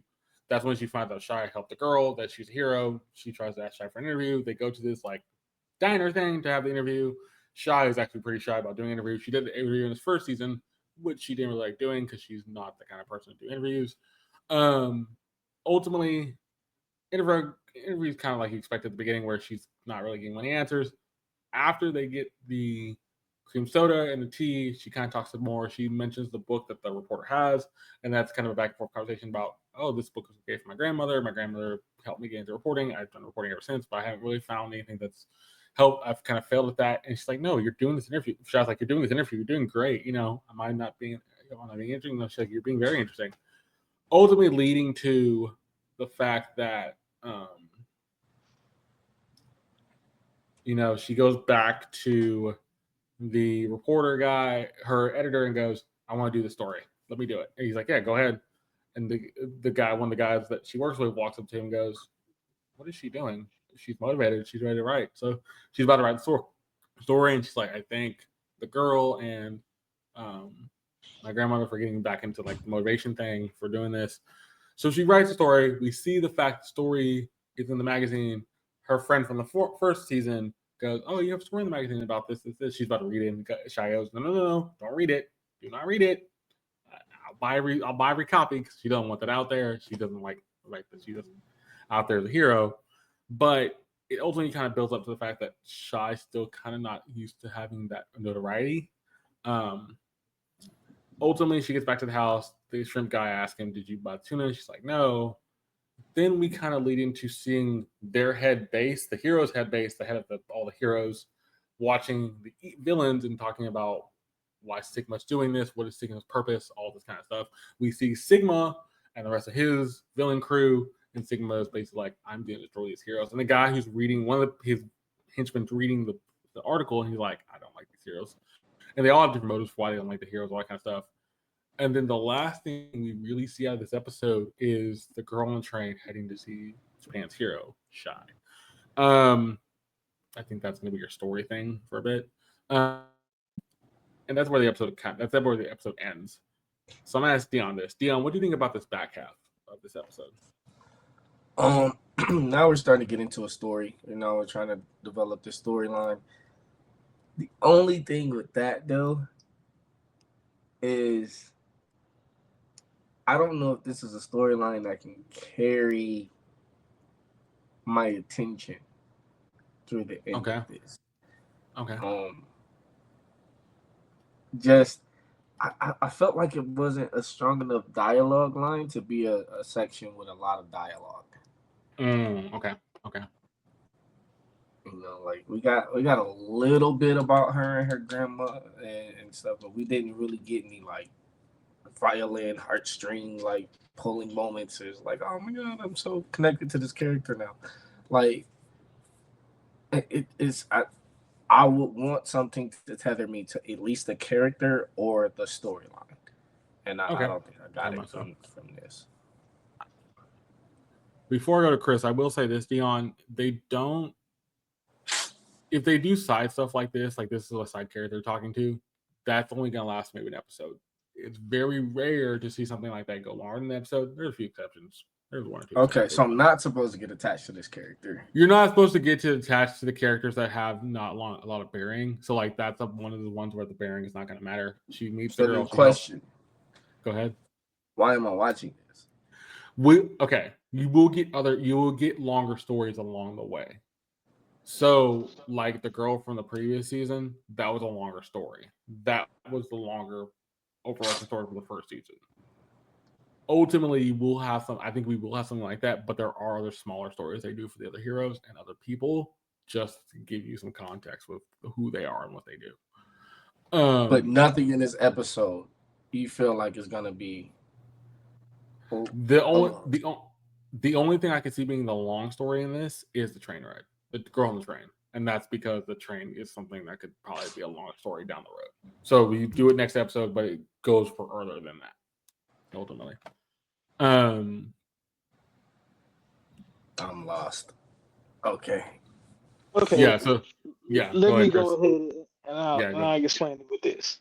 Okay, so this back end does tell a small story. Like in the first part, I don't think. Maybe I didn't hear it, but we did have a small action scene where Shai literally saved somebody. She saved somebody from getting run, which is the typical hero trope. Right. Yeah. That is the only split set. So we know that she is a legit hero. Now, but towards the end, you understand, or they try to flip the story and say that she is not just a hero in action, but she's also a hero in knowing what to say to people. Right. I get it. So yeah, right. So Right. So because of what the last season brought, this is where I don't disagree. I mean, this is where I disagree with Brandon. We can't say that she or this reporter person only has one stake in this first episode That is true. because That is true. because truth be told, the person that you're talking about, I thought that she was a one-off character until she became the plot. You see what I'm Yes. saying? Like this show is Right. good to catch your attention when it needs to. But like where Dion is saying, he doesn't know where he's gonna get that for him Okay. because Okay. he hasn't seen the first season like we have. He's the new guy on this one. That's true. Yeah. That is very true. Yeah. That is very true. I'm trying to put it Hmm. together as it goes. That's true. And as Right. of right now, I'm not sure where I need to invest my attention span to. You don't know And, where. and You know, I'll go back and watch the first season and catch up. okay, well then since you're going back to watch the first season, Brandon, I have to remind you with this. Part of the first season that really grabbed my attention is when you speak religious truth, like Yeah. real religious truth. And they had that in the first season. I will watch any anime that does any true mention. So, Dion, you know what that means to me. Yeah. Yeah. And I get that. That could be a hook.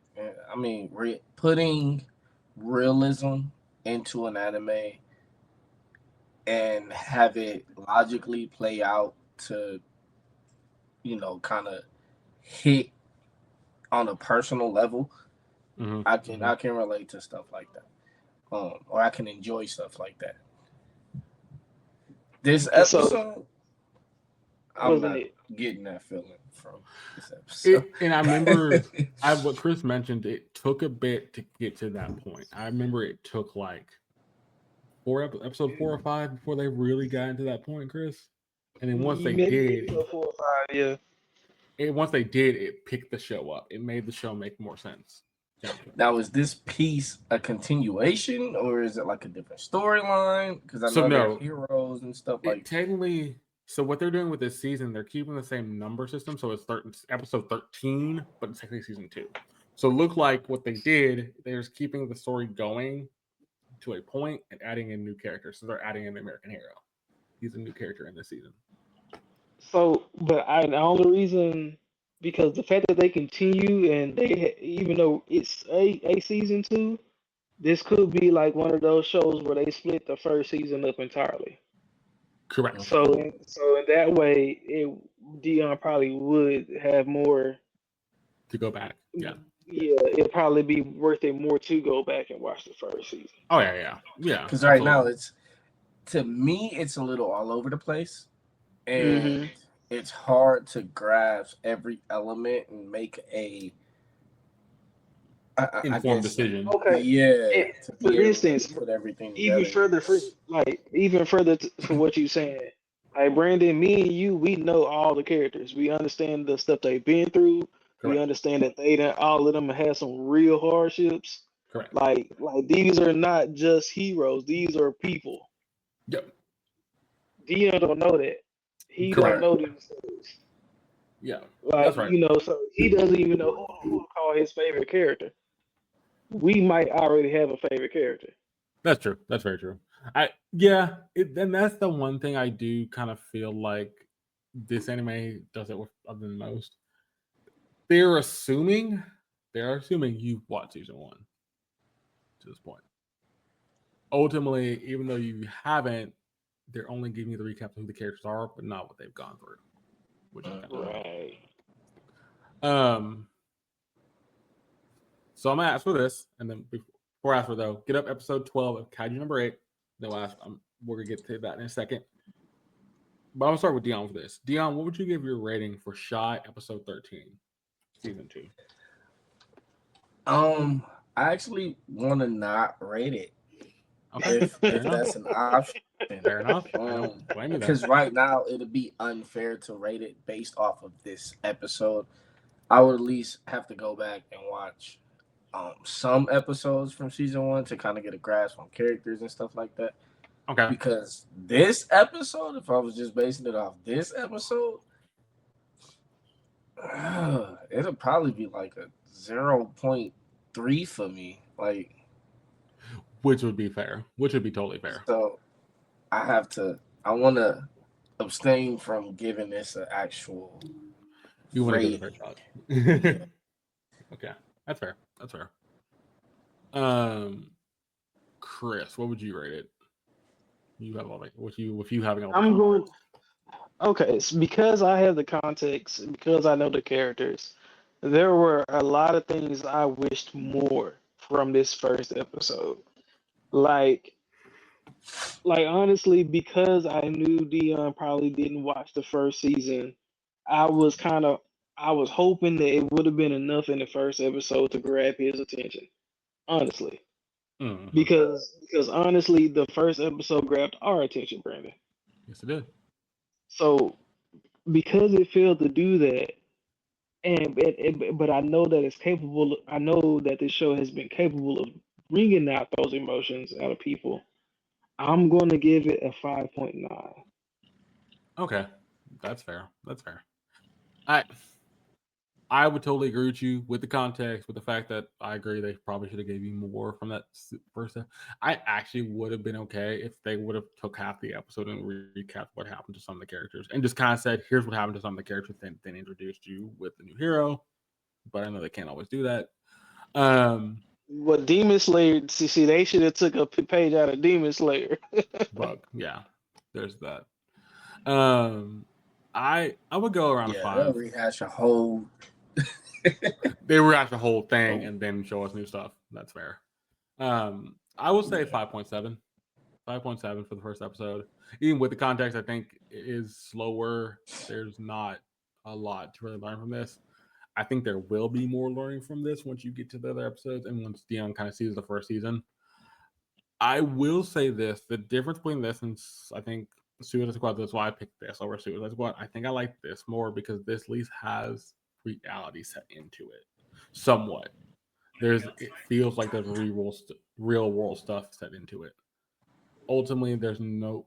I think with Suicide Squad, there's no real world stuff set into it enough to where it makes you feel like you can care about the characters. And with My Hero, I think it kind of compares to My Hero. Like Chris said, this and My Hero probably are similar in the sense that it stays in that real world acumen. We'll see what episode 2 does. Episode 2 is going to be interesting. I think that's where I think by 3, like you say, 3 or 4, we'll see them pick up and really get up another story. I don't know who will follow, but I think it's going to follow Shy mainly. It might follow the American Hero because the American Hero's involved, but we'll see. But let's get into Kaiju number 8, episode 12. This episode was interesting. This is the wake up call. This is the wake up episode. Oh my god, this was good, and I have to give them credit. They did a good job with something that I don't think you would have done right if you didn't have the context from episode 11. But in a second, I will say 3, 2, 1, and then we'll get going. Gentlemen, you ready? Yes. let's go. All right, in 3, 2, 1, let's go. Kafka Hibino, episode 12. Still one of the best. Have you seen this one, Dion? Yes.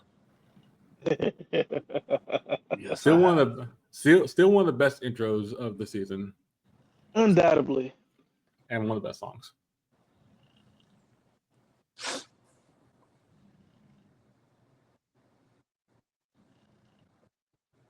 I will say this is a redemption episode for me. Ooh. Okay. I want to hear. That's gonna be interesting to hear why. Because they found. No, I know why. I can bet you I can guess why. I bet you I can guess why. I have a couple hundred why. You talked about it. I think me and you talked about it too. Yeah. Let's hear it. Oh, you really want to hear it? Yeah. They finally gave you a plot point for one. They finally told you why he just learning like he ain't been really doing it by himself. This dude is literally just a guy in a suit that don't know what he's doing. Correct, and he's become full kaiju.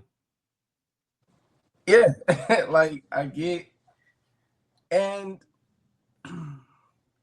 you also get a true moment from Kafka.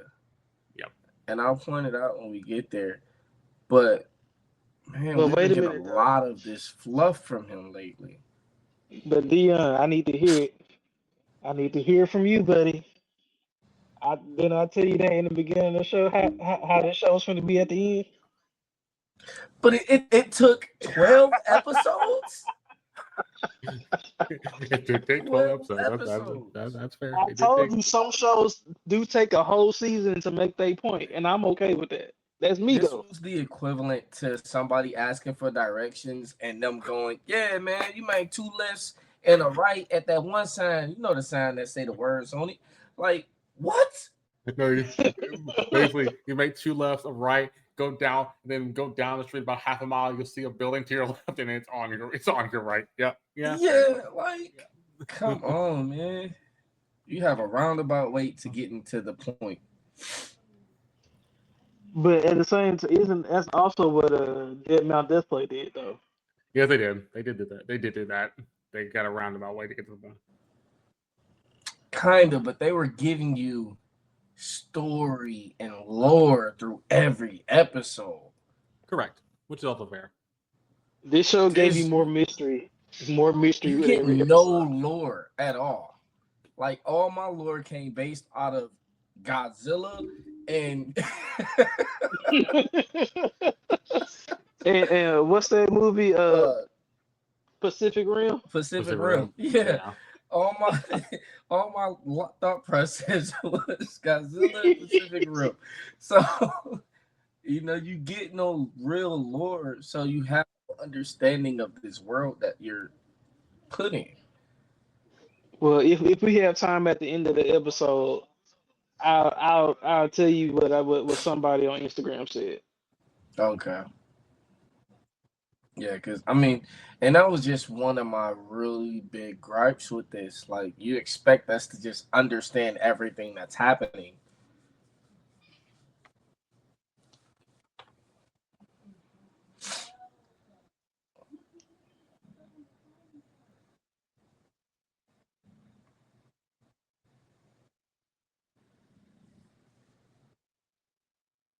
Oh. When you twisted that kaiju around to do that other attack was just, ooh. Man.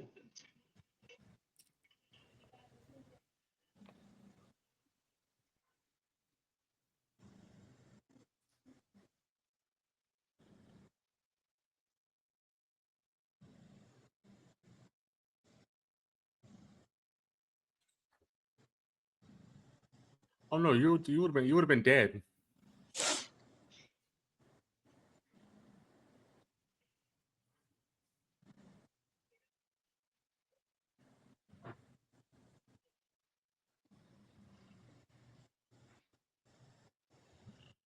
Oh, the core is gone because it's behind you.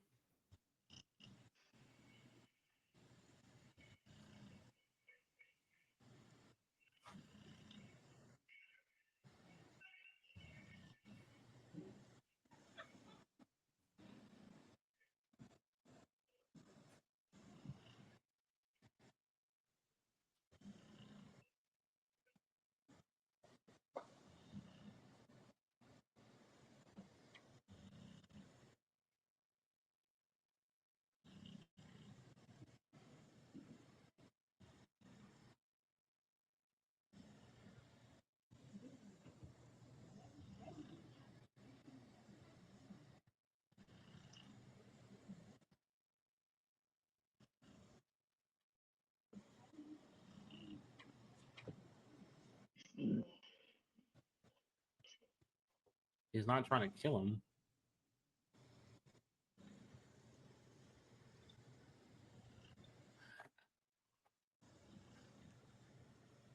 There we go. That's something that I forgot to see the first time around. She flashes back to when her dad said that.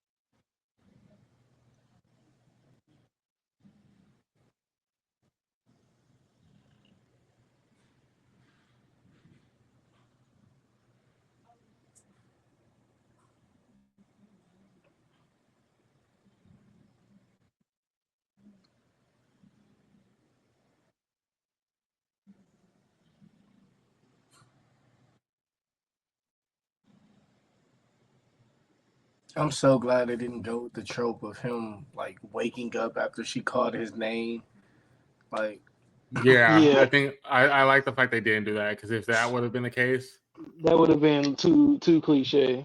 correct. yeah, But he and obviously he's moving on his own accord now, and he's trying to get out. You can tell he's not just but staying it around. makes this part more impactful that didn't work Correct. because now on his own accord, He he's did it on his able own to, power. yeah, and it shows his character, not just, oh well, he cares for other people. Of course he does, but this is deeper than that. Yep. Mm-hmm.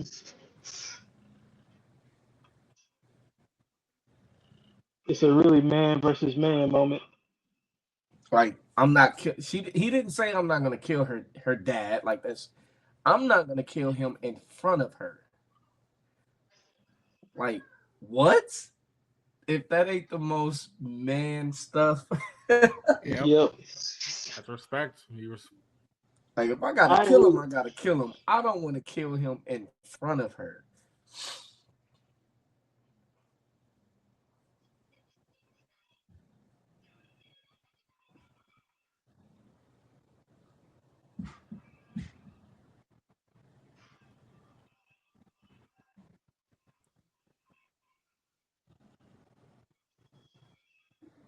This was pretty messed up though. This was messed up.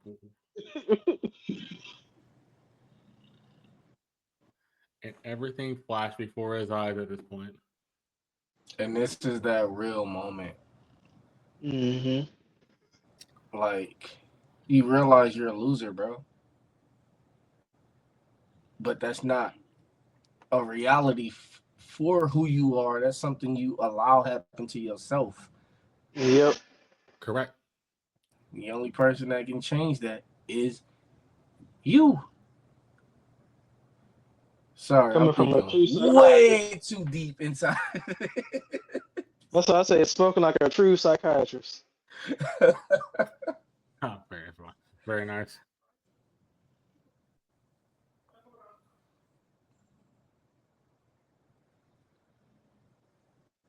But that's one reason why I like this part. And that's why I say it's a redemption arc, because it's giving me that critical thinking, that allowing me to think deeper. Oh, I didn't know that was her. Yep. Mina. Mm-hmm. Which even gave more meaning to the kind of connection he has with her. Yep. And you would have thought it would be the scream, or because she didn't scream twice now. And nope. His roots, to his core, the man that he is. Mm-hmm. Because the core of a kaiju is still a human. Yeah. At least this one is. Exactly.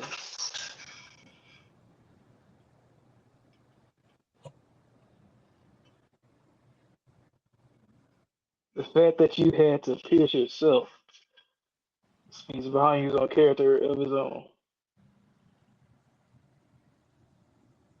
Then the reason why he said it, or the reason why he did this, that was deep. Yep. I'll point it out when we get there, but that was chef's Yep. kiss. Like, bro, what you gonna do? Because if he didn't stop himself, I don't think you could. And it's just so funny because you kept refusing the signal for backup. Yep. He's the general of the defense force. What do you expect? But that also means that he had faith in Kafka from the very beginning until Correct. the very end. And Yep. that was deep. That was like, got you. This whole episode had a bunch of like real moments for me, and that's what actually sold me on this being a redemption episode.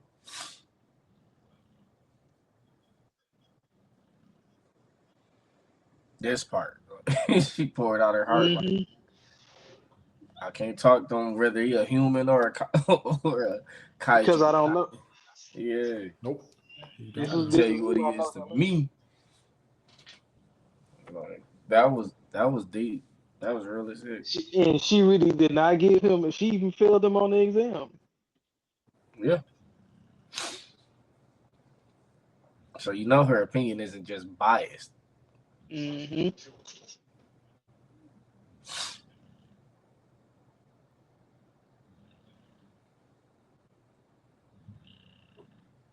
So, by the way, so why even ask her?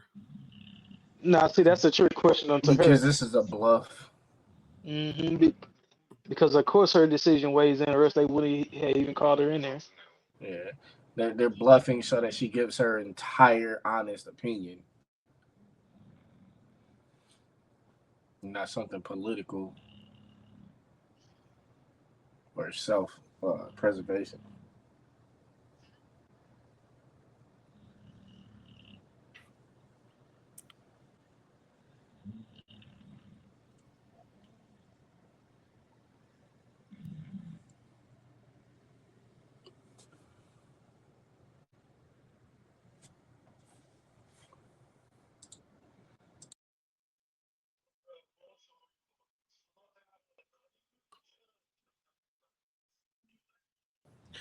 Now this part irritated me.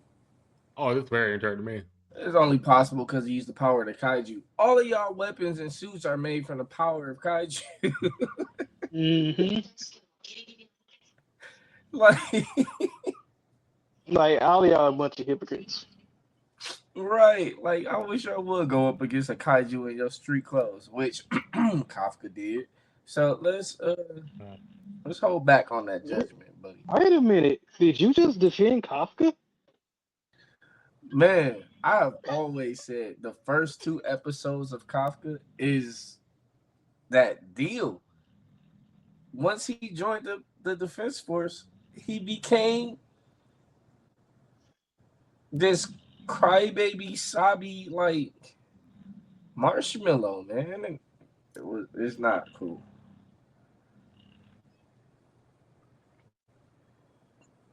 And then Now they y'all give can you this. quote me, bring up every episode I ever watched with this, and I've said he has gone up and shown more bravery, more abilities and skills before he joined the defense force than he ever Absolutely. has after the fact. But that's like, man, you're jumping through buildings and crumbling rocks and rooms and all of this stuff in your street clothes, but you gotta wobble down the side of a building. That is one way to put it.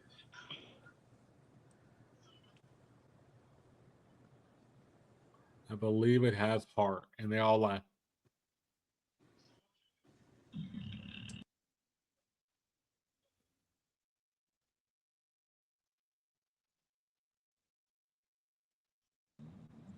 Ill defined as his heart. Like, what else? How more If They detailed really can you did. get into that, bro? They I really love the did just all on her. Everything she said though. I That love was the pretty nice. fact too that the general didn't say a word through all that.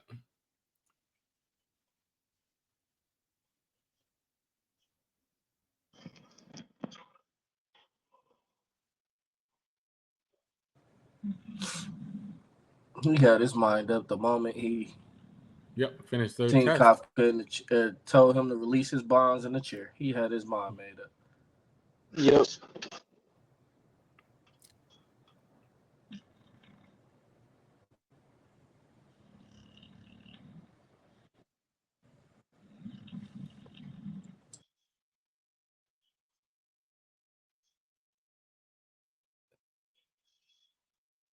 I'd rather die as a human. This part, that's the why you punch yourself in your chest, bro. That's what she Yep. means by his heart.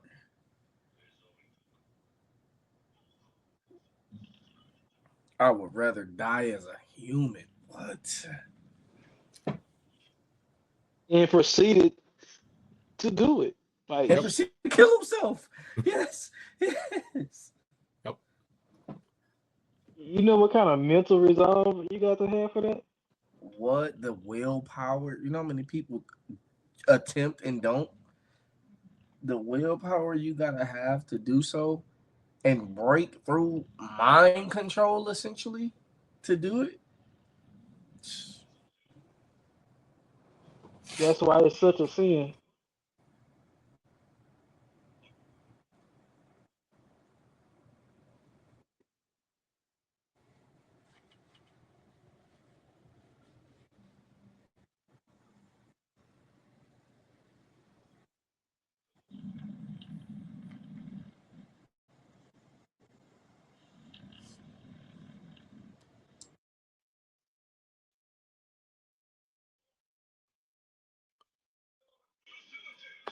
I love the fact you object. Here's the problem: you can't object when you said it's his decision.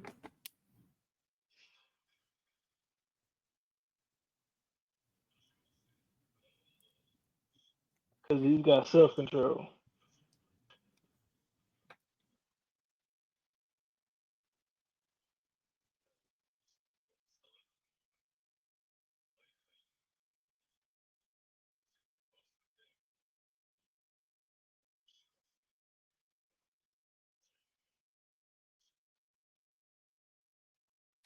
There we go.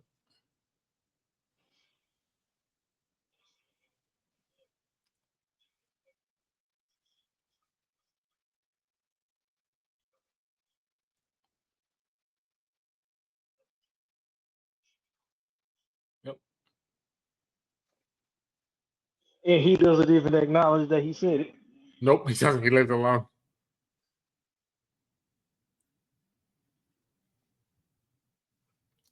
Because he know good and well he can't think about that right there.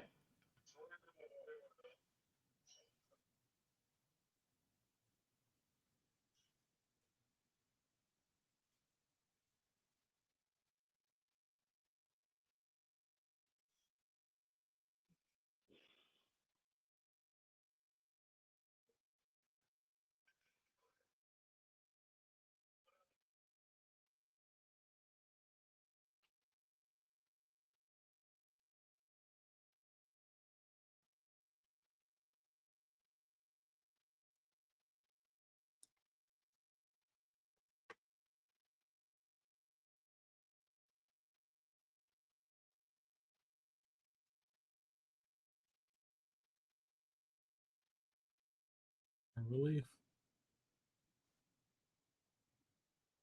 On to the next thing. Yep.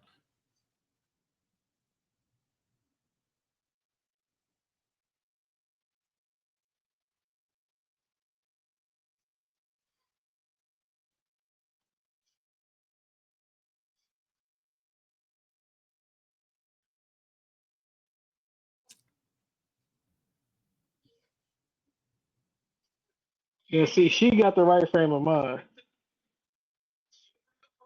If I need to. Facts.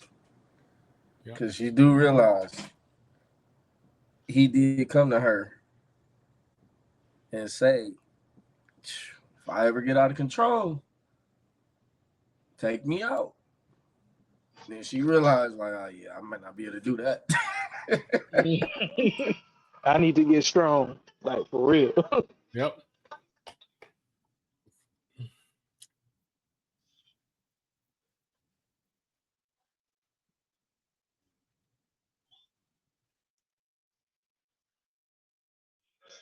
Yeah, Yep. he had no doubt in the beginning.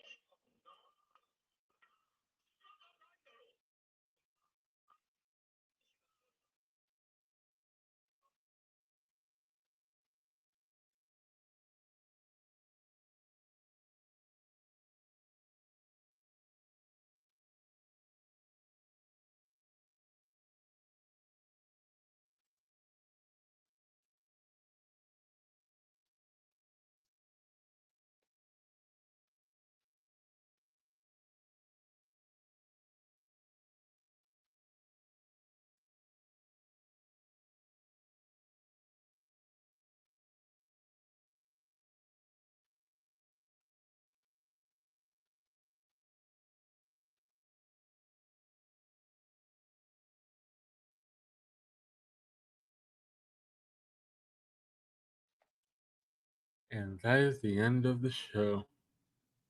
That episode was something.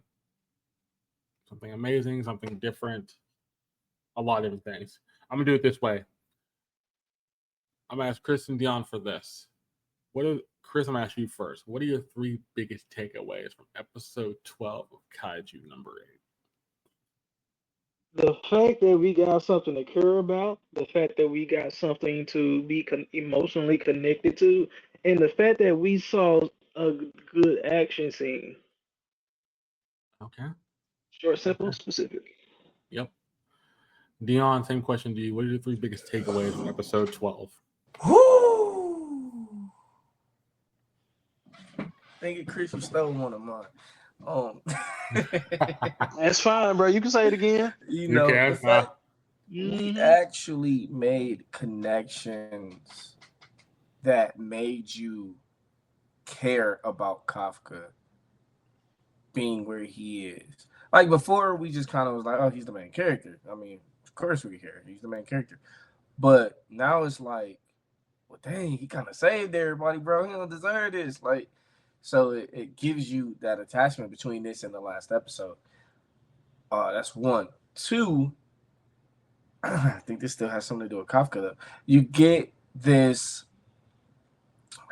trope bashing kind of thing where you know or you expect things to go a certain way and then they don't. Like when she yells out his name, you expect her to, even in the last episode, it kind of made it look like he kind of snapped a little bit before it ended.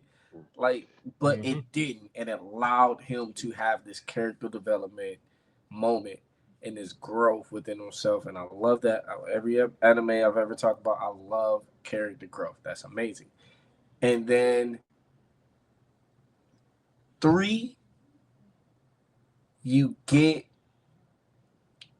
kind of back to the basis for each character. The girl just wants to get stronger again. Kafka's homeboy is still trying to protect him. Everybody else is still just trying to be good. Like, you kind of get back to what can happen in the second season without having it being a OP gotta like struggle to get back to ground zero. It kind of wrapped everything up in a fine blanket to be like, all right, we can start back at 1 because everybody's back at 1 now. Yeah. My 3 are pretty simple. 1, you gave all the side characters back their motivation. 2, the general technically now is going to give this man a chance. He knows he's not just a kaiju, he's actually human. He legitimately gave himself up to not hurt the general. I think that's going to be a big plot point in season 2. And 3, the big thing we learn that Mina or Captain Ashura still believes in Kafka and believes that he's a good person and he has a heart. I'll always be waiting. That line. And the fact she says that, she says the other things to the rest of the council, and they're like, why are you mentioning his heart? Well, because without his heart, half the stuff he did for us wouldn't have made sense. The man just cared about people, his team. That's all he wanted to do. I'm going to ask these gentlemen this, and this is something I'm wondering what you're going to say. I'll start off with Dion for this. Dion, what would you give episode 12, Kaiju number 8, for a rating? I'm hard pressed because I've been giving this show so many bad ratings. I'm gonna give it an 8.9. Ooh, okay. This episode. Okay. All right. Give it an 8.9. That's fair. Is that the That's highest fair. score that you give it anything? Outside of Solo Leveling's Arise episode. Yeah. I believe it may be. Chris, what would you give Kaiju number 8 for a rating? episode 12. Oh man, I knew it was coming, and I still couldn't prepare for it. Fair enough. Bro, I'm gonna have to give this a 9.999. Oh, that's repeating, and I'm gonna ask why. There's a reason. Bro, Are we rounding that decimal? nope, ain't do it, ain't do it, ain't do it. Okay, and I'm giving, and that's the rating for the season and the episode itself. Mhm. So for the season, bro, you have to understand. Like I was rooting for it. It had a nice intro, and it slowed down, and even I started to be like, okay, where is the plot? Like even which made me go to Instagram to go figure out. And the thing was, Dion, is that the Instagrammer said that the plot point is the kaiju's, and they gave it to us at the end. The power of the kaiju's like he's like some primordial kaiju. So like yeah. Yeah, but they still didn't really develop that. No, Which and kind that's of gave us like a little taste of it. point, which is why I can't round it. Yeah, that's the thing. The number kaiju's are gonna be your plot point for season 2, because every number kaiju has been turned into a weapon except for kaiju number 8. And the fact that kaiju number 8 is not gonna be turned into a weapon, but still can be used as a weapon against the defense force, against other kaiju, tells you how much they respect kaiju number 8, because they know how powerful he is. At the same point, I think we see other kaijus come up later, and they're going to use them as weapons down the road. No, see, this is a hole for me, and not necessarily a hole that can't be filled, but it's a big ass question. Oh, excuse me, it's a really big question. He goes, "It's time to get our kaiju back that has fallen in the hands of the humans." When he first came up against kaiju number 8, he still doesn't know anything about who he is. Oh, talking about 9. Is he speaking? Yes, 9. So is he speaking of the weapons or kaiju number 8? I think he's speaking of the weapon. So he's speaking of the actual kaiju as a weapon that it can be controlled. Kaiju 1 through 7. Correct. So that leads me to even bigger questions, which is why, shoot, if I was to get it, are we giving season ratings or no? Not yet. No, go ahead. Go ahead, because Chris gave his. This entire season, I have to give it like a 4.6, 4.6, 5.2, depending on my mood. Fair enough. And you explain why. It started off really good. First 2 episodes, and the last 2 episodes were really good. Everything in the middle was very mute. Yeah. Yep. Okay. Here's my thing. This episode, for me, gets a 10. That's hands down. I can't. Yeah, I agree with Chris. There's that plot point of them about the number kaiju. They're going to explain that. They're just leaving it as a cliffhanger now because it's not something they want to talk about. I get that. The season as a whole, I actually ultimately have to give it like a 9.7. Because I think the season as a whole, even though the middle was slow, the middle had enough story to keep it going. I do agree with you, Dion. 1 and 2, 1 and 2, and 11, 12. But the middle gets you to those points. So 1 and 2 is the beginning of this. The middle is kind of just setting up the rest of the story. 11, 12 ends up the little middle part and gets you to the end. It's not supposed to be. I think the middle is not supposed to be like something like some masterpiece. I think the middle is just there to keep you invested in Kafka and the rest of the team. That's the point. This was a training arc without the training. Correct. That's the big part, I feel like. And now we're getting to the meat and potatoes of what's going to happen in season 2. Yeah. Whatever that's going to be. Yeah. I need season 2 to be now. If they want me to enjoy this show, I Both people needed want to to. just keep going into this next summer. So it is confirmed it's going to happen, but it's not confirmed to. It didn't say when. I think it's going to be 20. If I had to guess, 2025. Either end of 2020, end of 2020, end of 2024, early 2025. The only problem is, I don't see them doing fall because you have that soul leveling, and even what else is coming out of this studios right now? That's true, and like we have that soul leveling and Mash. Mash is the one I don't think is going to be at the fall, but if you have that and soul leveling, that's going to be kind of interesting to have back to back. Mash should just stop. Well, yeah, we're not going to talk about that, but you know what I'm getting at. There's a reason I brought that up. I was like, there's a reason because you could have bangers in there if you really want. Yeah, and it would like launch them. And, this is nice. And see, here's the other thing. I think that first Demon Slayer movie either hits in the fall or hits at the beginning of next year, beginning of 2025. That's the other thing I'm more wondering.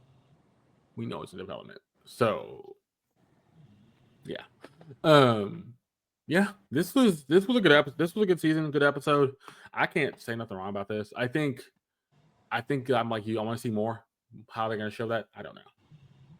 But we're going to be heading into summer season. We'll have episode 2 of Shy and episode 1 of Dungeon People. So look forward to that. We're going to do those for the summer season. So look forward to both of those. But I do thank y'all for following us through the spring season. This spring season was fun. The back half of the spring season was probably one of the better ones ever. But I think the front half was the slow part. The front half was kind of slow. Didn't materialize as much. But we'll be back next week. This will go up on Spotify after it processes, but then I'll put it up on YouTube on Thursday. I do thank you for watching. Hope you did enjoy and hope you for next time. See you. Peace.